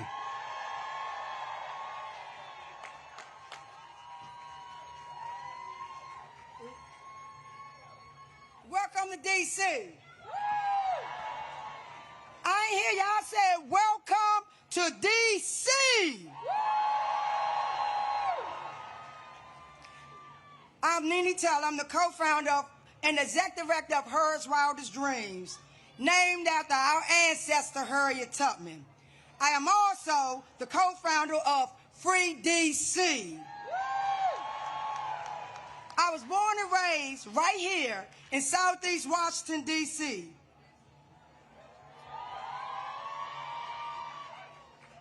As many of you know, we are in a state of grief for the loss of our freedom fighter, Assata Shakur. We honor her life, her courage, and her teaching. She told us that we need a revolution of the mind and a revolution of the heart. These words still lead me because this work begins in how we show up for one another, how we care for one another, and how we show up for one another. Washington, D.C. is a black home. We come here to Washington, D.C. That is what you came here to Washington, D.C. That's what you're stepping into. A home built by black hands, held together by black love, guarded by generations who refuse to leave. The people of D.C. have been teaching, protecting, and fighting for this city long before most of you start paying attention. We have been living and breathing the consequences of racist policies, displacement, and over-policing since post-Civil War. We have been demanding and calling for D.C. to become a state. We need D.C. statehood now. D.C. statehood now. D.C. statehood now. On Monday, our freedom watchers were up at the D.C. courts until the cell block closed 2 o'clock in the morning. They were watching hearing after hearing after hearing of our neighbors being kidnapped over the weekend. We also have 300,000 black women who have been fired in the last few months. Most of those are federal workers right here in the district.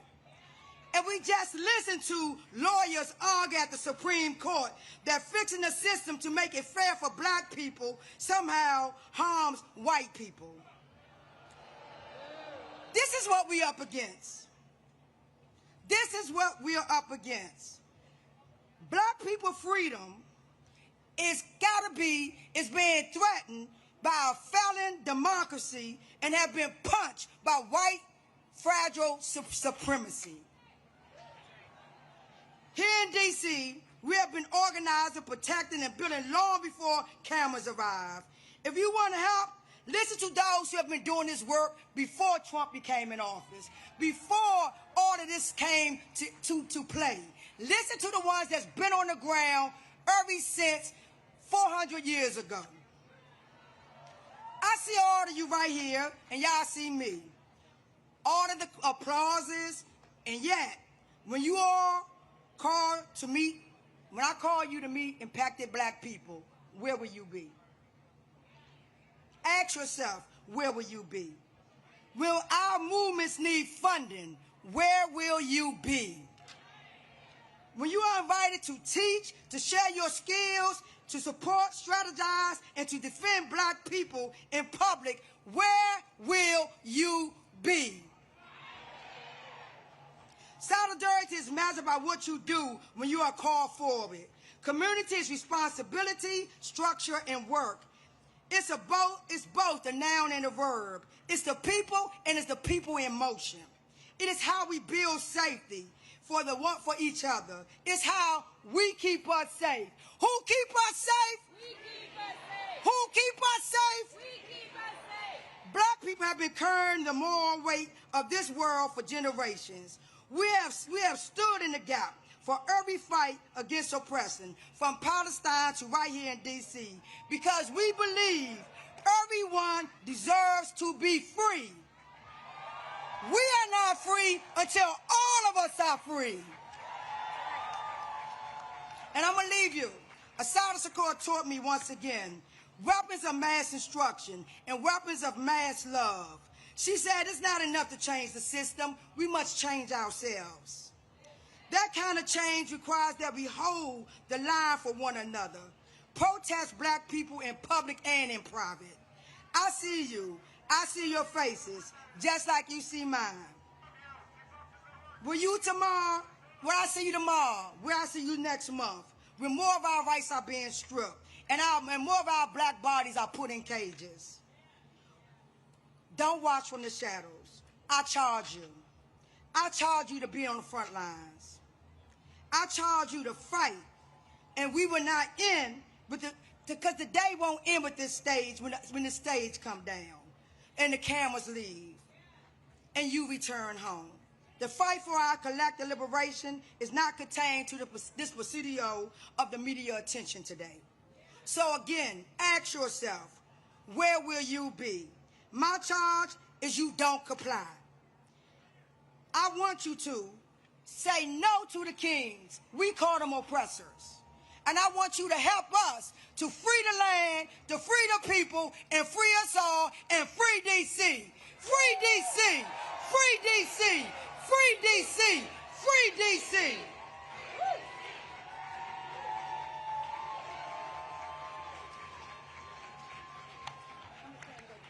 All right, my name is Kaya Chatterjee. Thank you so much, Nini. I am with Nini, one of the co-founders of Free DC and the executive director of Free DC. And we are the movement to protect DC home rule and win lasting dignity for the 700,000 people of DC. Let me hear you, DC. Who out here is here today for a Free DC?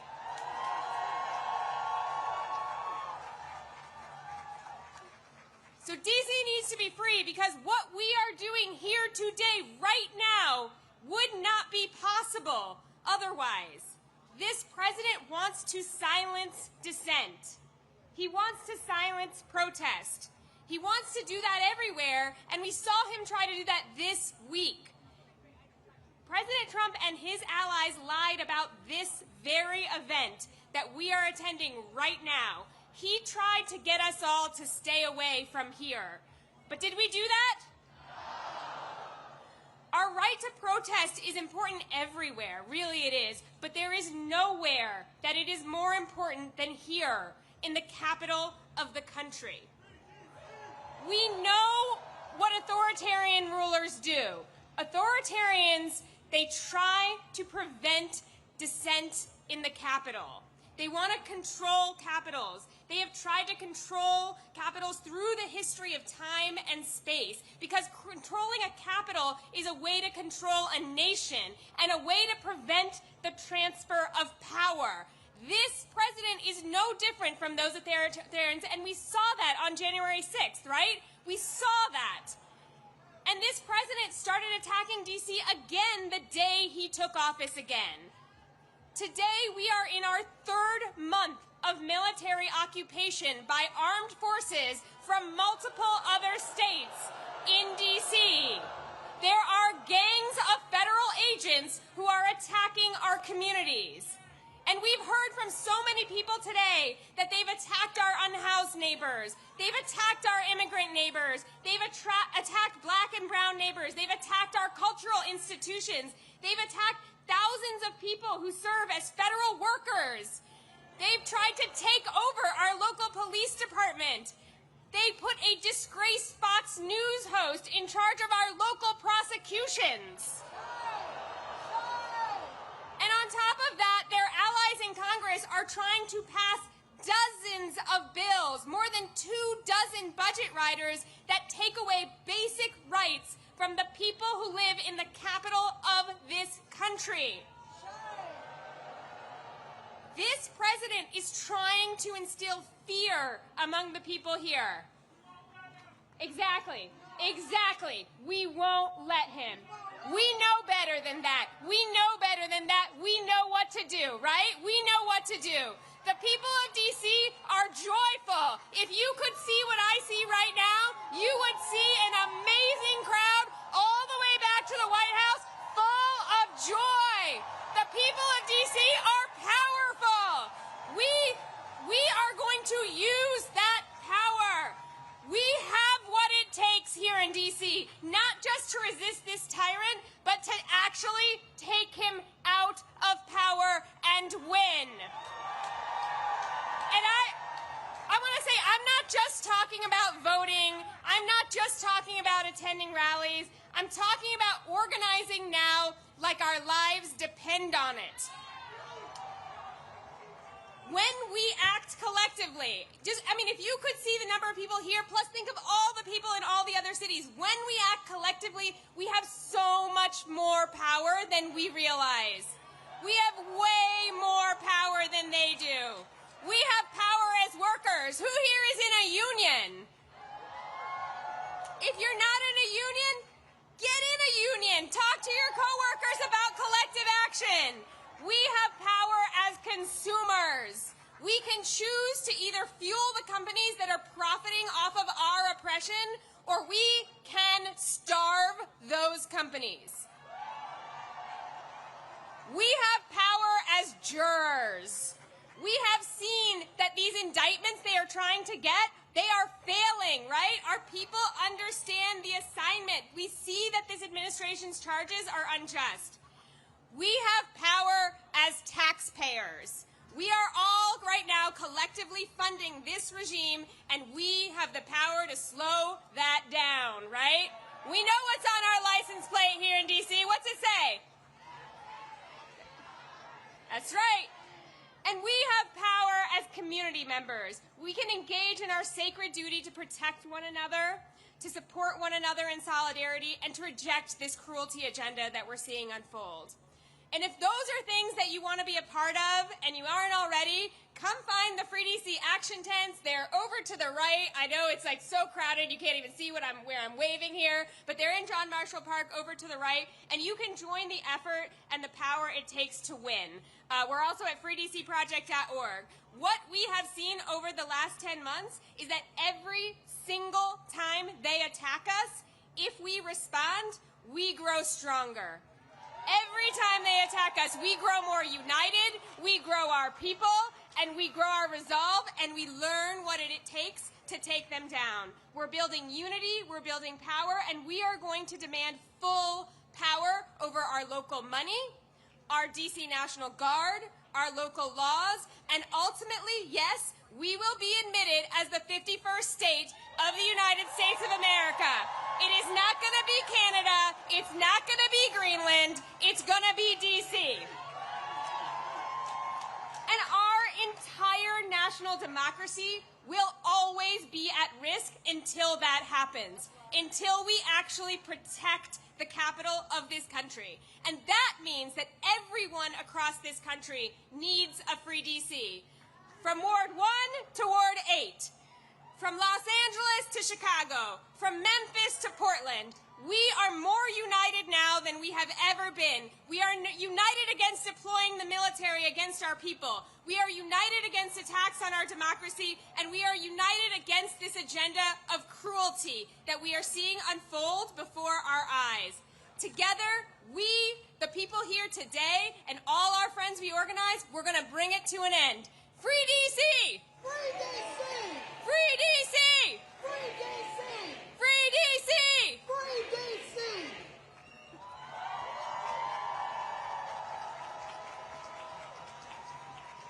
Washington, D.C., please welcome to the stage Leah Greenberg and Ezra Levin, co-founders of Indivisible.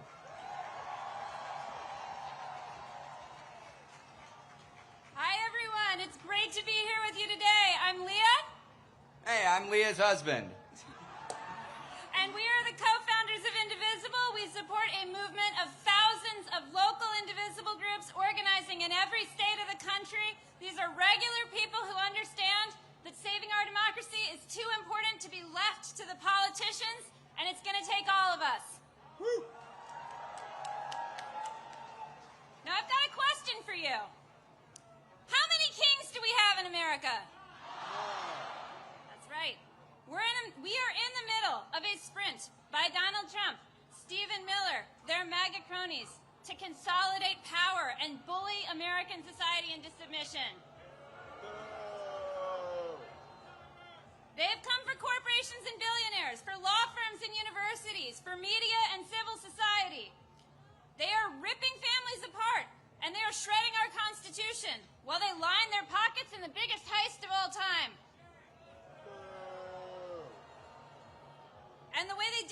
they go on the attack. They make demands. They claim powers they don't have. They bully and they threaten to retaliate, and they see if anyone will push back. And if nobody pushes back, they win. And then they go on to the next attack. They are doing everything they can to convince us that they are all powerful, that they are inevitable, that they will win. And I need you to hear me. It's a lie. Woo! It's always been a lie. And the greatest danger we face is not Trump. It is how we, as a society, respond to this bullying, to this chilling effect. If we preemptively obey, if we shrink back, if we make ourselves small, if we do what they want in advance. Now we saw them try this play this week. Mike Johnson, Stephen Miller, their cronies on Fox News. They have spent the last week on the attack against No Kings, smearing all of us as anti-American. They tried to scare us out of gathering here today. And I've got a question for you. Are we afraid? No! Did they scare us off? No! Are we going to back down now? No! That's right, because what we are doing here today is as American as apple pie. We are standing up for our rights. We are standing up for our neighbors. We are here because we understand.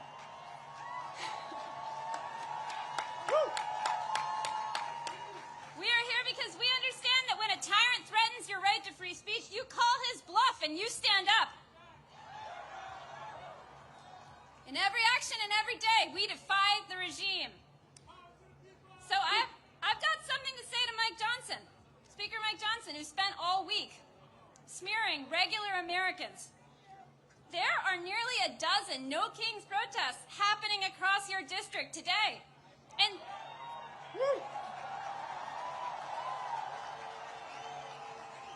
since you've not been doing your job for over a month now, I bet you've got time to stop by. Leah Greenberg, everybody. My God. Look, Leah is my spouse. She's my partner. She's the co-executive director of Indivisible. She's the real strategic brains behind Indivisible. We are indebted to her for her strategic vision. I'm biased, but I think we all agree. Look, I'm just here to tell a story. And I think it's important for us to tell the story of these First Amendment rights that Leah is talking about. And this story I want to tell is about the first No Kings Day. Who here was at the first No Kings Day? Whoa. No, I don't think y'all were there. This was a quarter of a millennia ago. This was 250 years ago, 1775. They called it the Continental Congress. They didn't have the branding we did. But it was the first No Kings Day protest.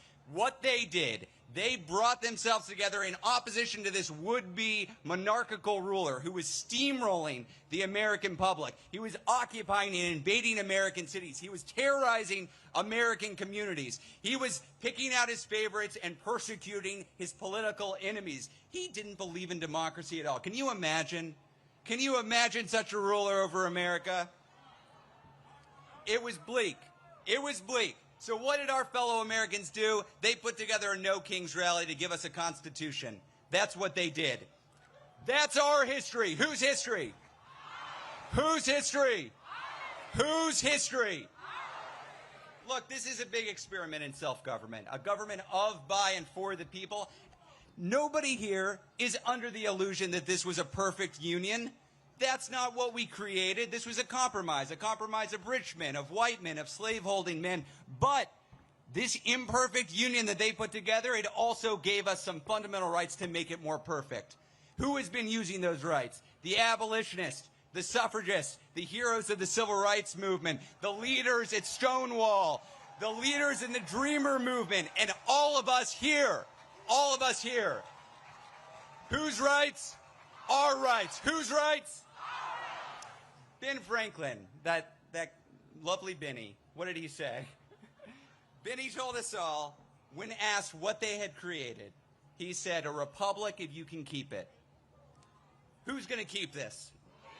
Who's keeping this republic? That's right. We love this country enough to demand more of it. You know who doesn't want us to make any demands? This regime. The tech fascists, the billionaire backers, They want us lazy and pliant and docile. They want us alone and afraid and powerless. Are we powerless? No. Are we alone? No. Damn right we're not. As I stand here today, Elon Musk, remember that guy? He's out of the White House.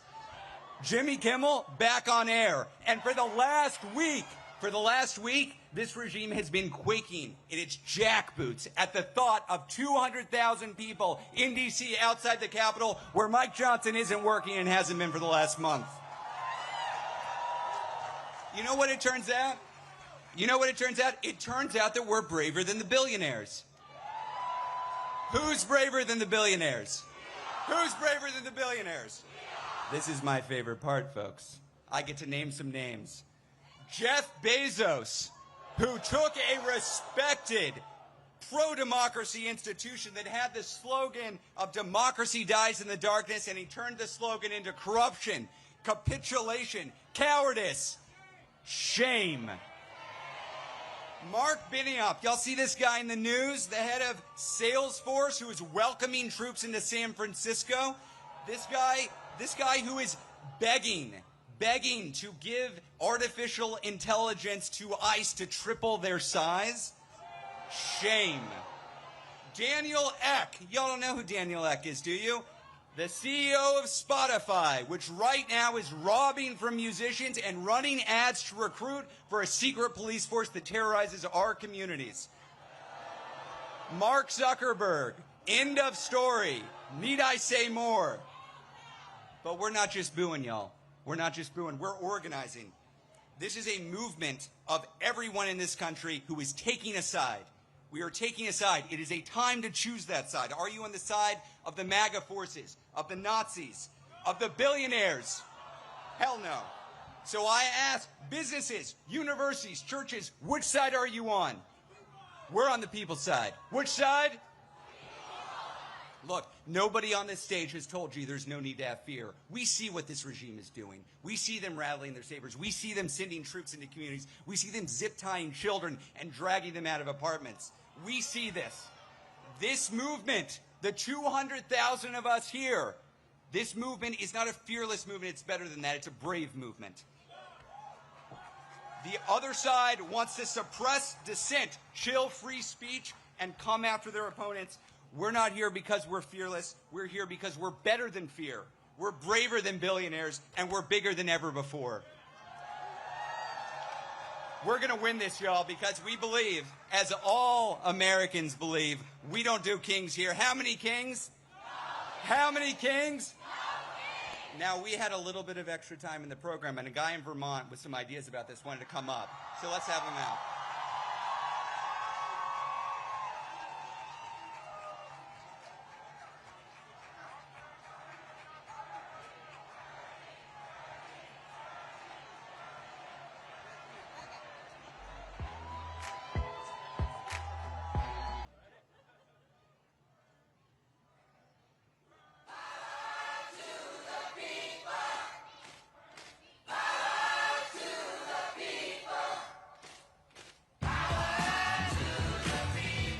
Washington, D.C., are you ready?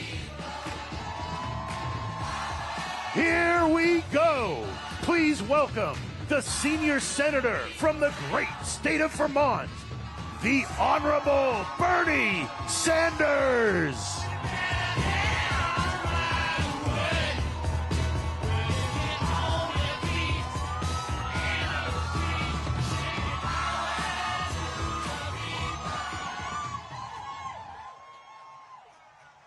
Thank you, Washington. Thank you, Indivisible. Thank you to the millions of Americans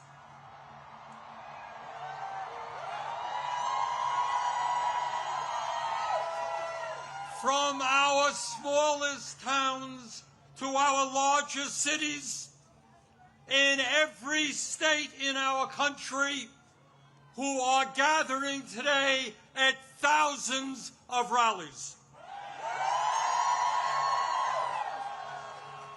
Mike Johnson,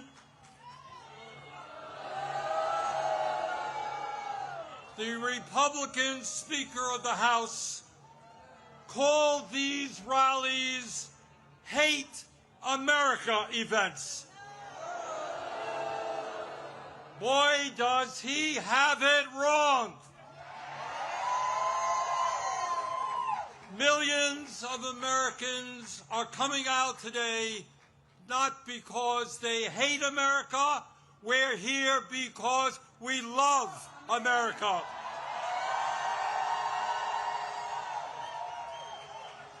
We're here because we're going to do everything we can to honor the sacrifices of millions of men and women who, over the last 250 years, fought and sometimes died to defend our democracy and our freedoms. In 1776, with extraordinary courage, the founders of our country announced to the world that they would no longer be ruled by the King of England, a king who had absolute power over their lives. They demanded freedom. And to bring that about, they fought a bloody war against the British Empire and the most powerful military in the world. Tens of thousands of Americans died in that 8-year war, but our forefathers fought on and they won.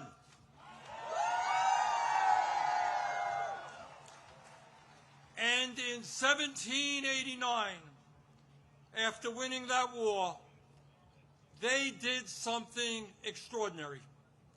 They established the first democratic form of government in modern history. They said loudly and boldly to the entire world, no more kings. In America, they said, we the people will rule. And today,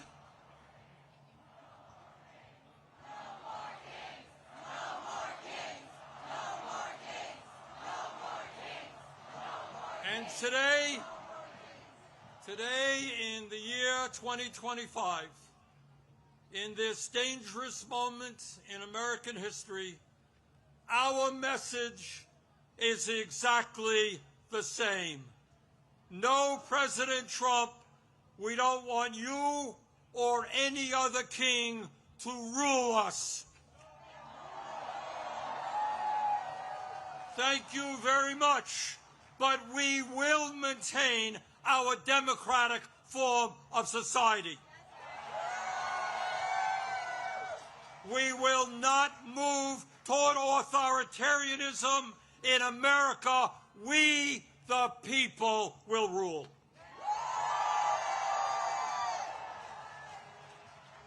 When he was sworn in as the nation's first president, George Washington called this attempt at self-government, quote, an experiment entrusted to the hands of the American people, end quote.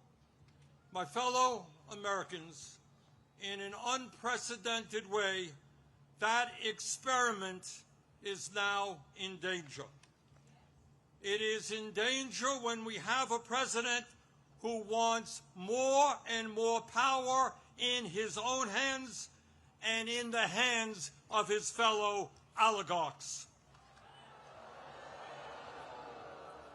It is in danger when we have a president who claims that peaceful protests in Portland, Oregon, or Chicago, Illinois, is an insurrection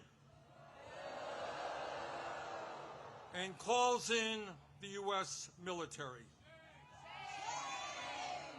and then threatens to arrest the mayors and governors who resist them. It is in danger when we have masked agents working for ICE, breaking down doors, throwing people into vans without due process, and taking them to God knows where. It is in danger when we have a president who sues and intimidates the media, who wants no criticism of him and his policies, and who undermines the First Amendment of our Constitution, the very foundation of American democracy.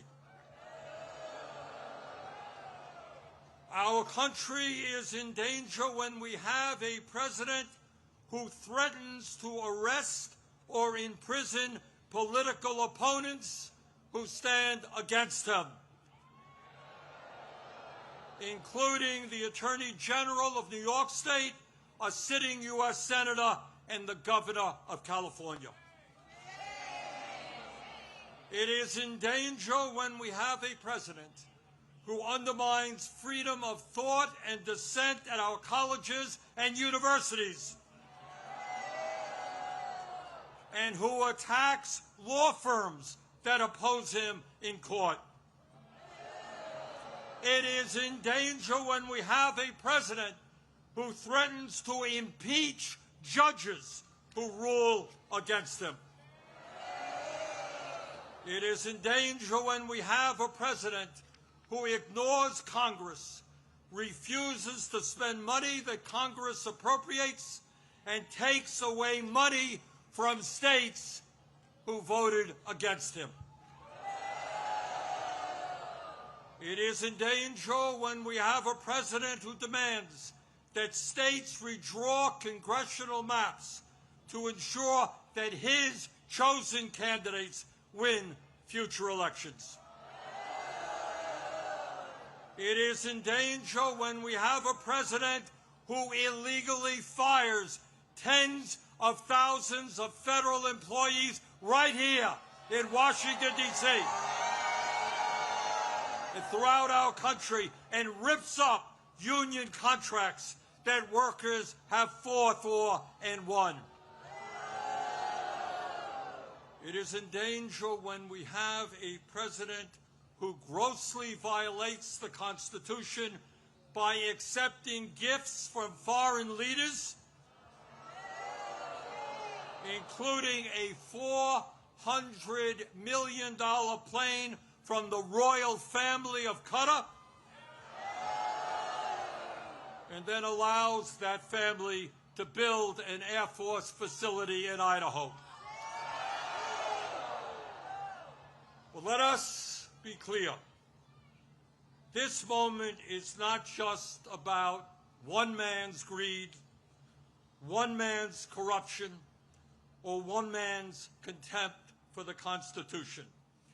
This is about a handful of the wealthiest people on earth who, in their insatiable greed, have hijacked our economy and our political system in order to enrich themselves at the expense of working families throughout this country. Yes, I am talking about Elon Musk, Jeff Bezos, Mark Zuckerberg, and the other multi-billionaires who were sitting right behind Trump when he was inaugurated. Remember that? The very same billionaires who funded his campaign, who have bestowed gifts upon him, and who have seen huge increases in their wealth and power since Trump took office. Yes, I am talking about the insanity of one person, Mr. Musk, owning more wealth than the bottom 52% of American households. I'm talking about the incredible injustice of the top 1% in America now owning more wealth than the bottom 93%. I'm talking about the richest people in America becoming much, much richer, while 60% of our people live paycheck to paycheck, struggling every day to pay their rent and mortgages, pay for child care and education, pay for their health care and prescription drugs, afford decent quality food for their kids, and maybe, just maybe, put aside a few bucks for their retirements. I am talking about our nation, the richest country in the history of the world, having the highest rate of childhood and senior poverty of almost any major country on earth. I am talking about our great nation having 85 million Americans uninsured or underinsured, and 800,000 people who are homeless, including people a few blocks from here. All the while Mr. Musk is on his way to becoming a trillionaire. I am talking about the incredible danger of the richest people in this country pouring hundreds of billions of dollars into artificial intelligence and robotics, which in the next decade will decimate tens of millions of jobs for the American working class. I'm talking about a billionaire class who believe that they have the divine right to rule, and who not only want massive tax breaks for themselves, but who reject any form of accountability or checks on their power. My fellow Americans, we rejected the divine right of kings in the 1770s. We will not accept the divine right of oligarchs today.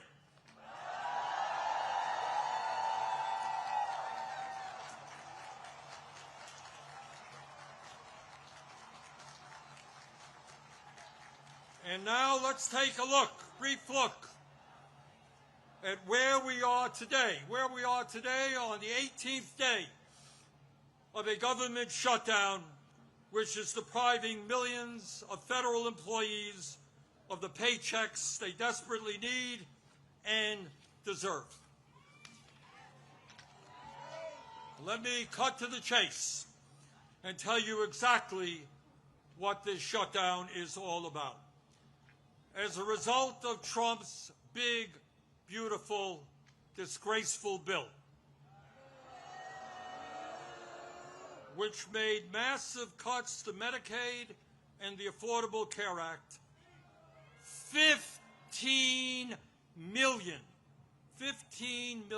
low-income and working-class Americans are going to lose the health care they desperately need to stay alive. And my friends, studies suggest that when you throw those 15 million people off of the health care they presently have, 50,000 of them will die unnecessarily every single year. 50,000 Americans will die unnecessarily every single year. But that's not all. As a result of that same terrible piece of legislation, over 20 million Americans are going to see, on average, a doubling of their health insurance premiums through the Affordable Care Act. In my state of Vermont, just the other day, people received notices from insurance companies that their health care premiums in some cases would triple or quadruple. And that is going on all over the country.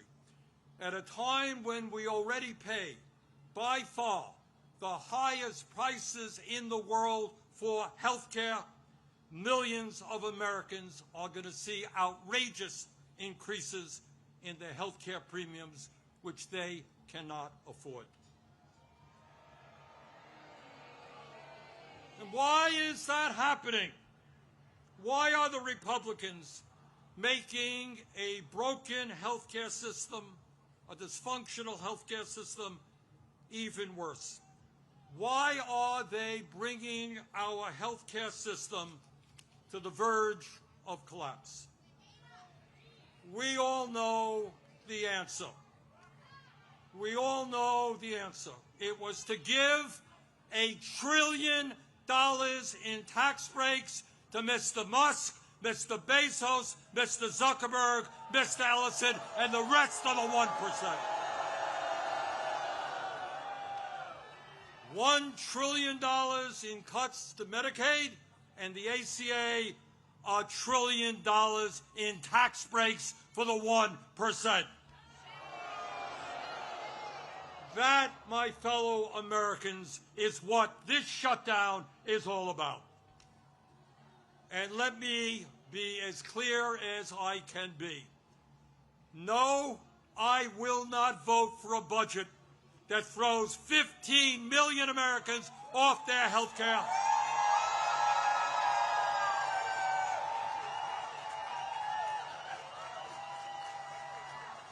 No, I will not vote for a budget that doubles premiums for 20 million Americans. No, I will not vote for a budget that forces nursing homes, rural hospitals, community health centers to lay off staff and close their doors throughout this country. All to give huge tax breaks to the billionaire class. So today, right now, I say to my Republican colleagues, come back from your month-long vacation.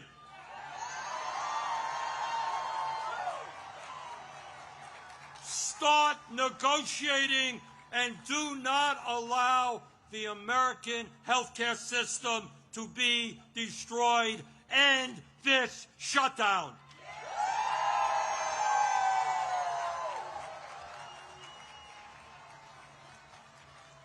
My fellow Americans, we are the greatest country in the history of the world.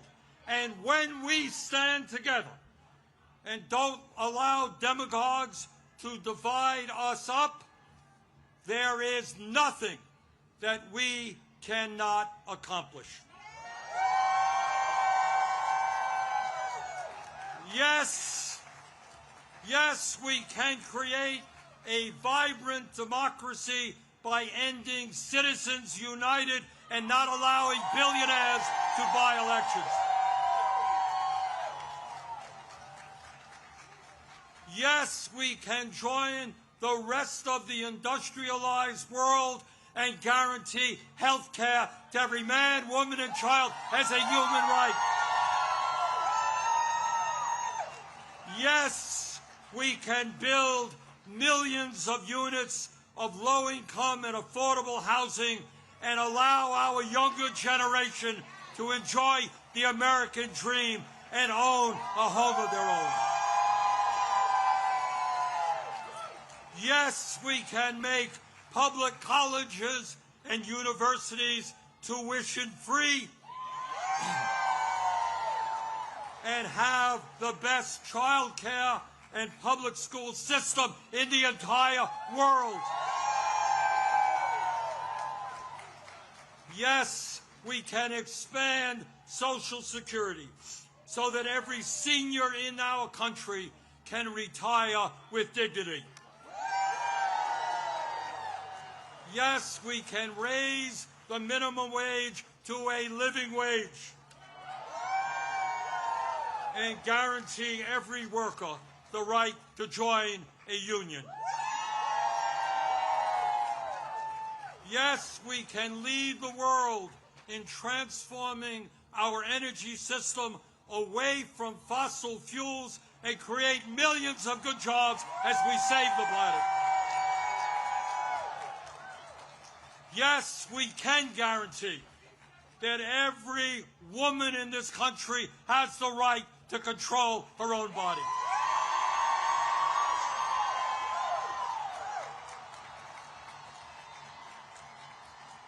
Yes, yes, we can have a foreign policy that guarantees that never again will American taxpayer dollars be used to starve children in Gaza or any place else.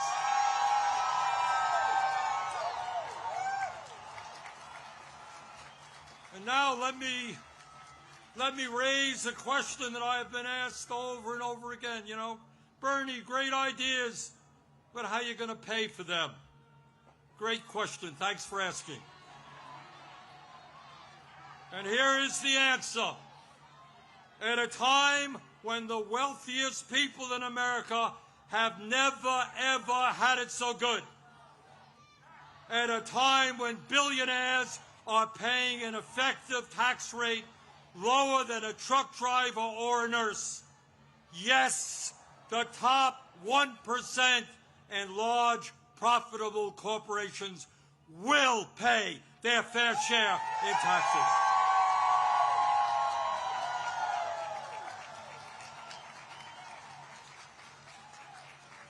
My fellow Americans, the establishment, including the corporate media and many of my colleagues in Congress, want you to believe that you are powerless.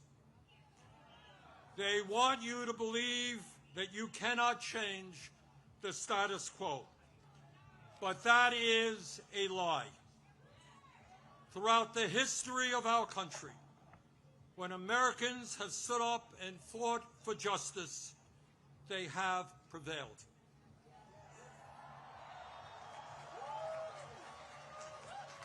When the founders stood up to King George, they were told it was impossible, but they won.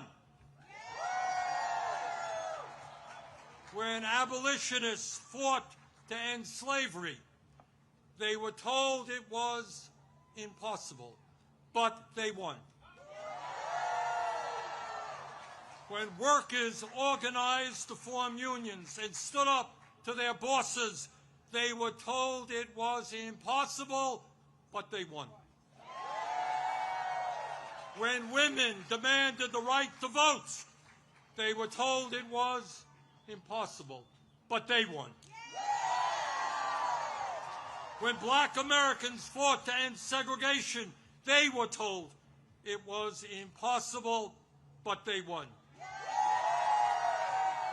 When the LGBT community stood up for their rights, they were told it was impossible, but they won. Brothers and sisters, they did it then, we can and will do it now.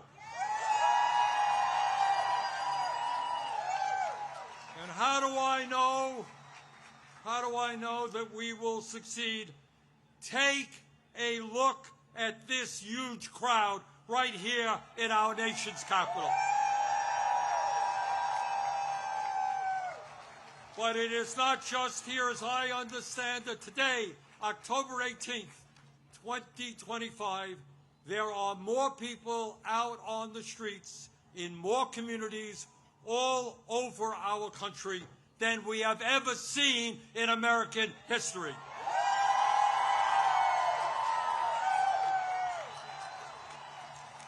Brothers and sisters, this is not the end. This is just the beginning.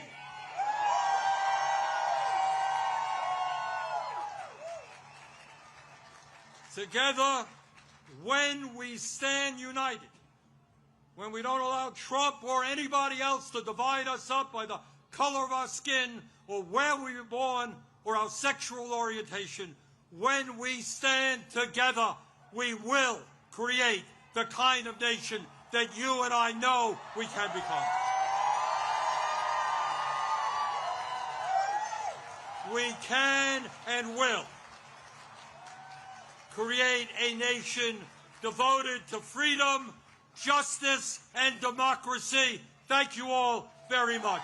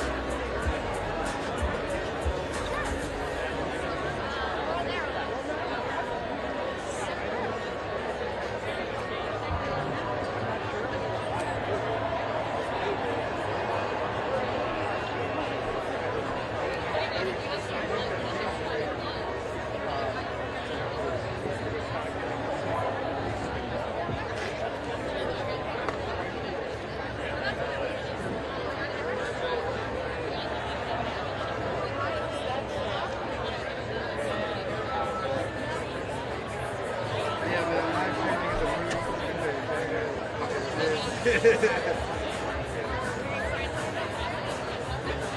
bread and butter of my paycheck is paying my existence.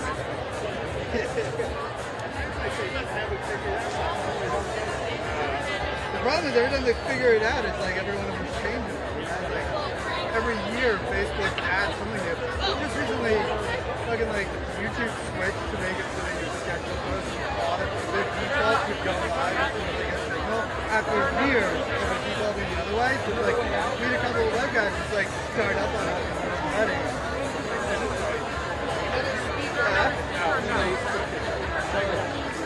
Yeah, dude. Like, oh my god. god. Start within 10 minutes. They're like, screw your link. You Dude. can never have this link again. That's if you're 10 minutes late. Yeah, yeah, it's like I would wait until I was like 5 minutes beforehand to like make it because they would see that. What do you care whether we're on time? Yeah.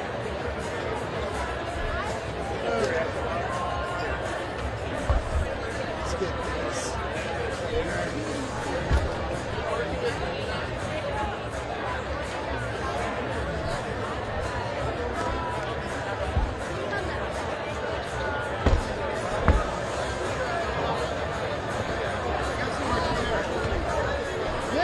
Oh yeah. Hey, I haven't given you any video no more, so I hope so. Do you guys need anything else, or are you just waiting? We're golden, yeah. Okay. Thank you. Someone said this is the best posture they get to sit on. They just need to use their stabilizer. Oh, the press riser is pretty good. Except for when people jump. TV set it up. No, that ain't us. That's the production team. I would love to take credit, but no.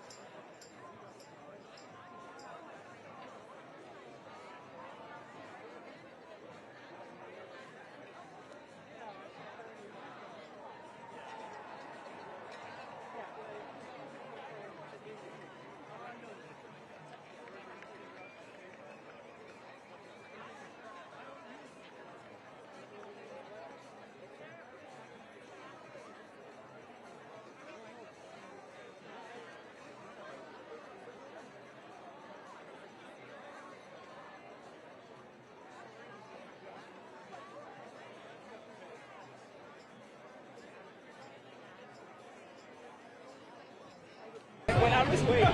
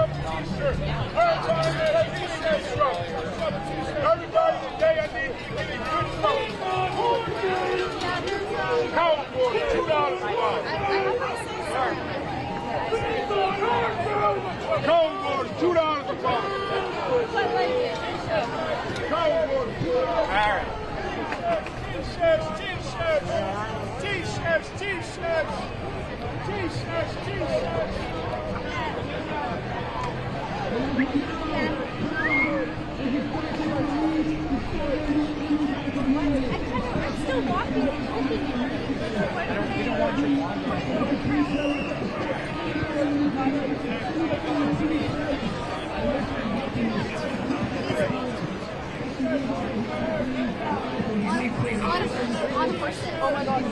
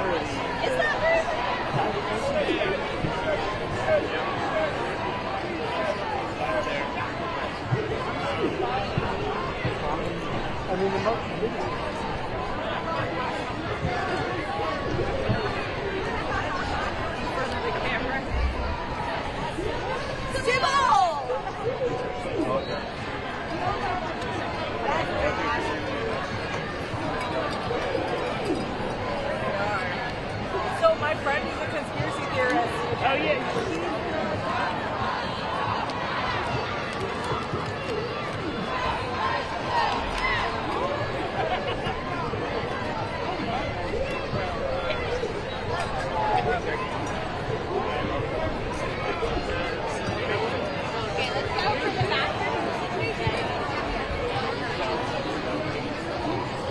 it is time for a general strike. People do that shit this country. Yeah, we need this.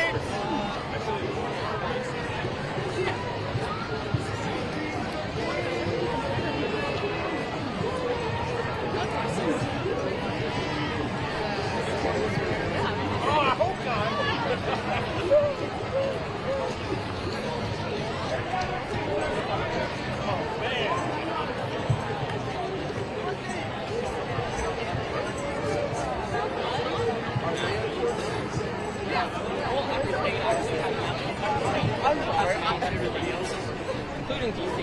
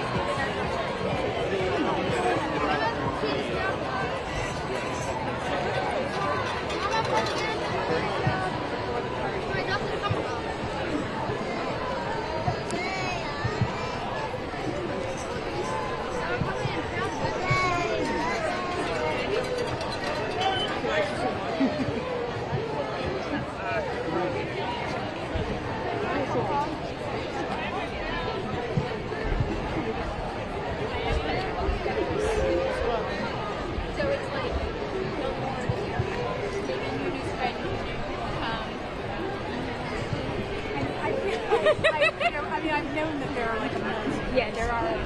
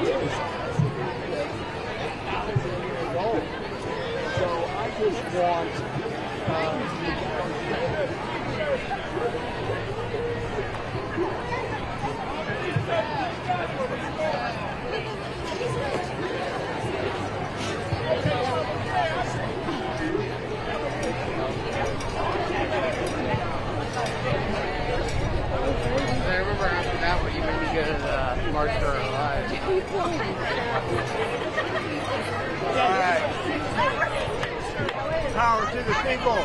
Power to the people. I thought somebody it's not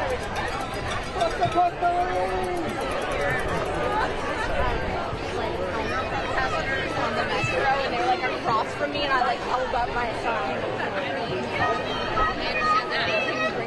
They'd be so excited about quad or whatever.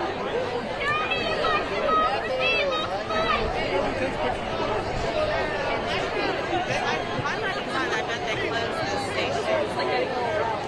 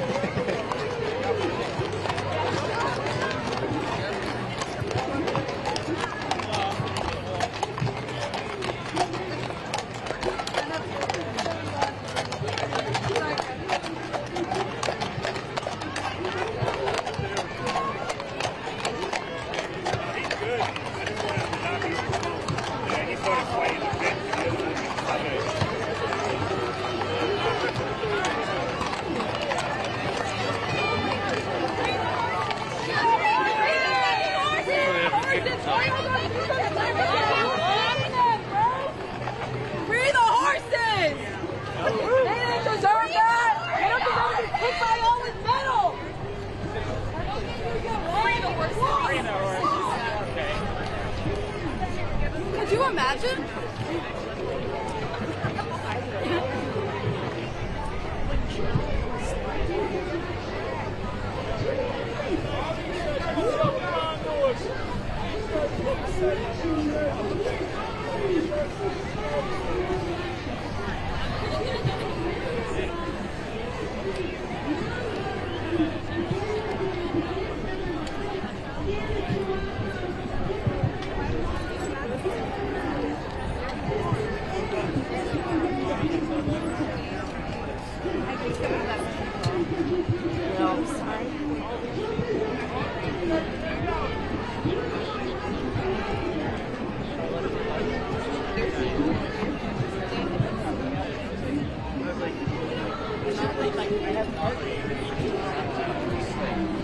Right now,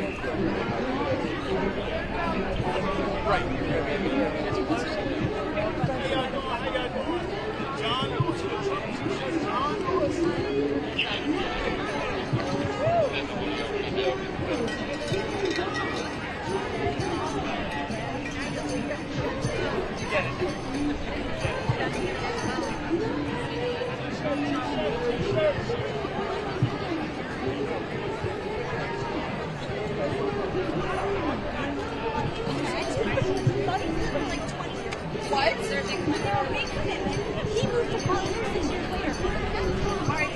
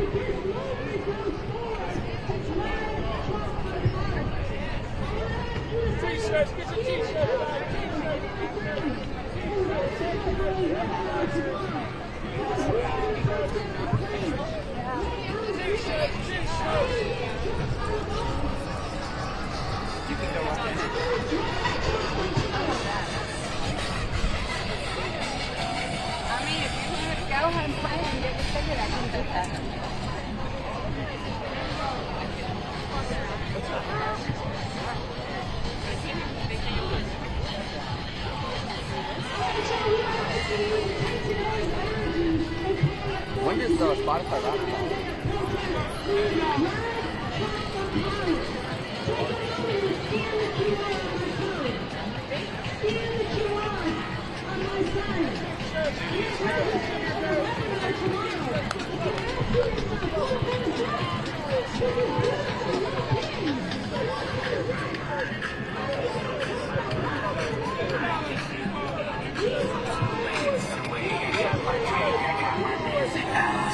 Today at the Olympics, don't kill my vibe. Please don't kill my vibe.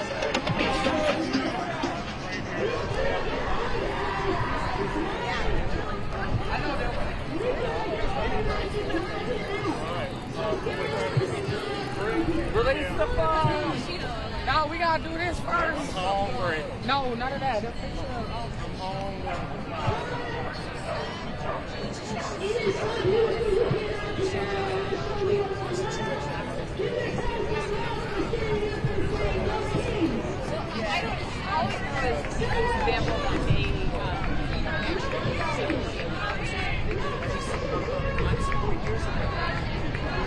He doesn't want people to know that he's convicted criminal. If you want to go to YouTube.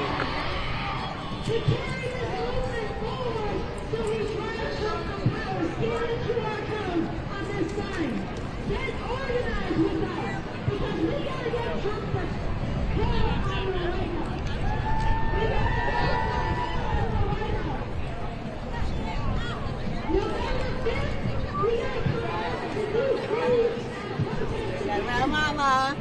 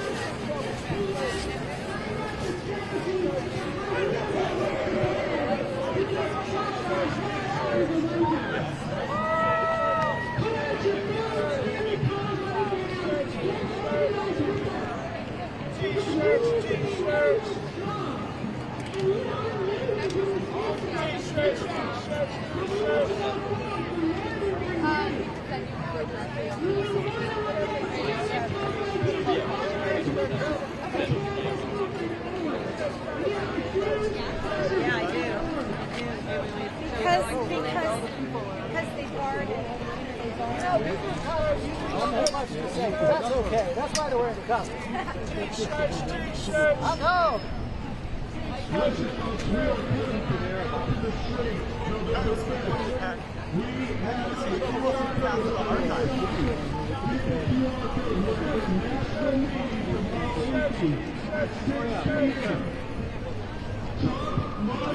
I got that. I got that with this camera. Good. So, you know, why it was a big, this is on the ground, way down. I think that he once before. Did you ever look at the White House?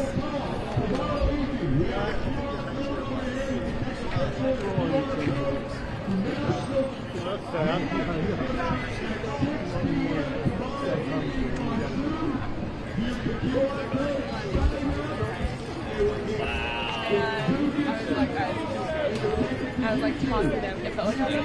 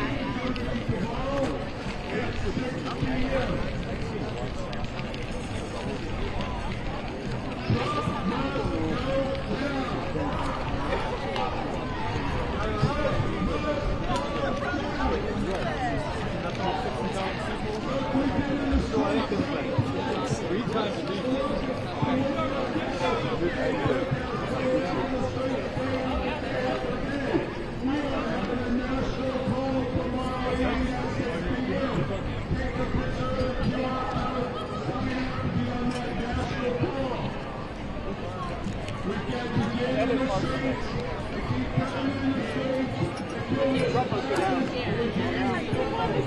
We can't stand for this. He's got to go.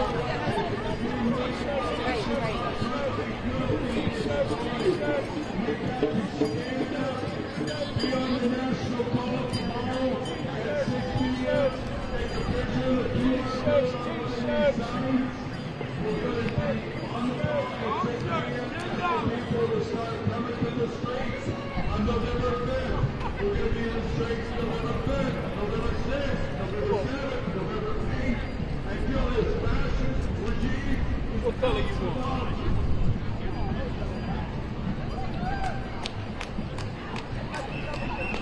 Ladies and gentlemen, we refuse fascism.org is having a national call tomorrow at 6 p.m.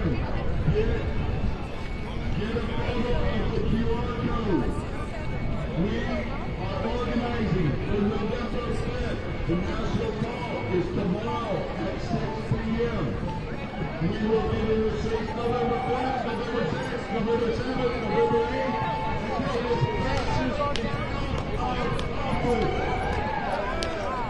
Get a picture of the QR code for the national call tomorrow evening at 6 p.m. where you can find out what the plan is to drive this racist, fascist out of office.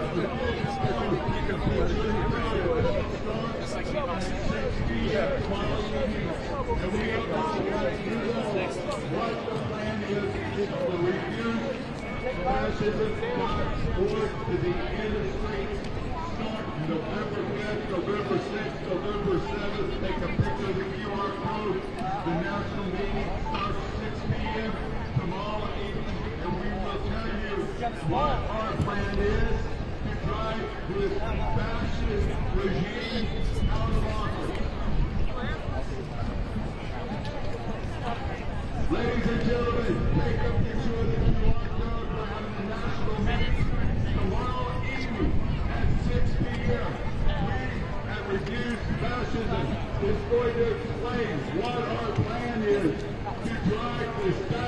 Like, you are the fucking worst. And that shit was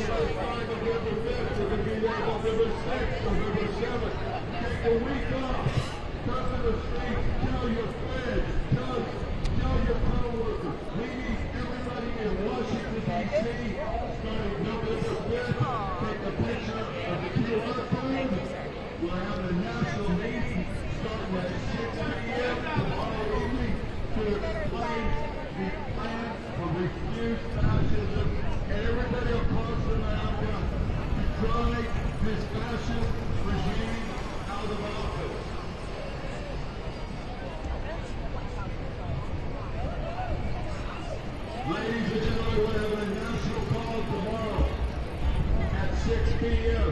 Stand the code, get on the call.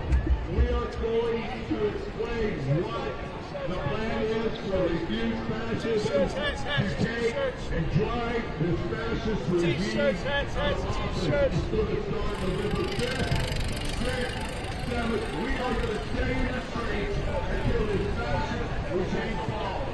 Get a picture of the QR code, the national call, starting at 6 p.m. tomorrow evening. We are going to talk about the plan for being in the streets on November 5th. To drive this fascist regime out of office. We'll be in the streets November 5th, November 6th, November 7th, until this fascist regime is gone. We cannot have our American streets with ICE and National Guard. This is bullshit. Sign up. Be on the national call tomorrow, 6 p.m. Take a picture of the QR code. We are going to explain what we are going to do. November 6th, until this fascist regime is out of office. They are nothing but fucking damn racist. Take a picture of the QR code.